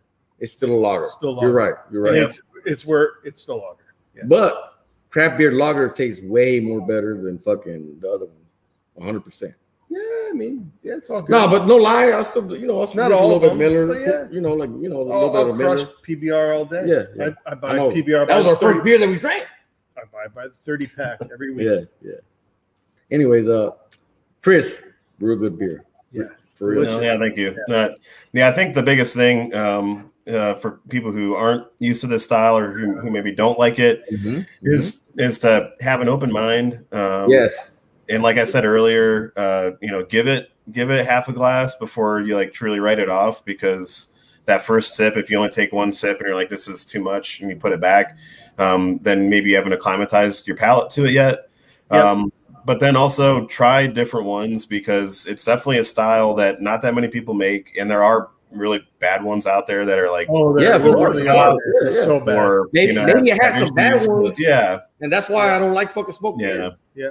And actually, behind the scenes here, Britt just gave us a little fun fact that her she considered Roth beer to be the first extreme beer she ever had, and I get that, because it's like you just don't see these beers at all. You just don't. You don't see smoke beers. You're at beer geek level if you're hunting these things out. Where are you going to find one? I mean, literally. You don't see them on the shelves. They don't. If I send you my address, can you? No, seriously. When was the last time you were in a store and they had one of these? A fucking smoke lager, dog. Well, it depends what you're looking for, and I'm in Columbus, Ohio, so our distribution is going to be different than other states, obviously. But you mentioned Schlenkerla earlier, and you can find their whole lineup in several stores in Central Ohio. They used to always be in like all like the grocery stores. You have to know. You have to know what you're looking for. That's beer. That's beer geek level. Like the average drinker is never going to run into those. Yeah, that's very. They have to be introduced to that style. That's why you got to come to the Lager Fest, dog. That's right. To get introduced to these quality beers. Yeah. You know what? From now on, I'm never going to say never. No. I never say never. I know, I'm still young, a little bit younger than you, right? I think a little bit. Yeah. But never say never. Especially when it comes to smoke beers. Yeah. Or smoky. Yeah. Yeah. Well, what's your we're gonna wrap it up. I'm gonna ask you one other question, because I mean this is great. Beer, thank you again for joining us and dropping this beer in the box. But outside of this one, if someone's looking to try another smoked beer, like here in LA, what would you No. Just what do you? I mean, you said Schlenkerla. What would you recommend in general outside of that? Is there any others off the top of your head? I can't think of any. That's a good one. If you can find a Schlenkerla beer, that's pretty much it. Yeah. Yeah, it's tough. Like I don't know that many that are regularly out there. I know, like if you happen to be in Ann Arbor. Wolverine State Brewing has a Roush beer that they always have available, I think. Okay. And they've got some JBF medals for that. So that one's good. And Left Hand used to always have like the Fade to Black series and one or two of those. Oh yeah, that's right. Were smoked. Yeah. Volume 2 maybe was a smoked Baltic Porter, but I don't think they've done that beer in years. I always looked forward to it when it came out in the past. So Schlenkerla is really the only one that it's a dying style. Like no one does it. Dude, I want to make a fucking smoke carne asada fucking a carne asada, lager pilsner, the Mexican lager, dog, for real, man. Let's do it. Yeah. But how can you get that though? That's crazy, man. We'll talk to Chris. He knows what's up. Yeah. We'll talk to him. I'm gonna send you a message, bro. I'm gonna need your number, brother. By all means. Hey, Chris, thank you very much for joining us. Thanks for being. Yeah, thanks for having us. We're really stoked to be here. I really appreciate your time, and thank you again for putting this beer in the box, because it shook up the box. It's like, you know, it added to that spectrum. Like, this is what a lager is and can be. Yeah, it's like, it's not just, I love my PBRs, but there's more to lager than that. We have a brand new fan. I'm about to start following you guys on Instagram now. There you go. Okay. Yeah. Thank you so much, Chris. Yeah, thank you. Yeah, thank you guys. And enjoy your time in Denver and judging and all that stuff. So we'll do. Yeah. So there's a hazy IPA. There's a double. Yeah, there's a double. You might want to give it like, you know. Yeah. But it's from LA. Remember? Gold. Yeah. There you go. Cheers. Yeah. Cheers. See ya, Chris. Hey, man. Oh, damn! What a great lineup of lagers, man. These people are all. I know they're live like a motherfucker, dog. Discord. Can we talk to them or we will. We're gonna drop in a second. But there's like been 500 messages in dude. There's a lot of fucking activity, man. That's nuts. That means that it's doing all right, right? It's doing good. This motherfucker. That was awesome.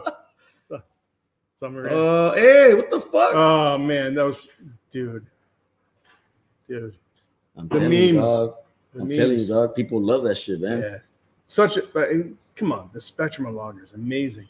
Yeah. All right. That was real good, man. So thank you to all the what's going on? Thank you, beautiful. Oh, no, sorry, we're reading. Okay. All right. Thank you to all the brewers. No, I'm just joking. What's up, guys? I just want to say that thank you for everyone that was involved in this. Thank you, Todd, for inviting me. All the brewers. Oh, thank you.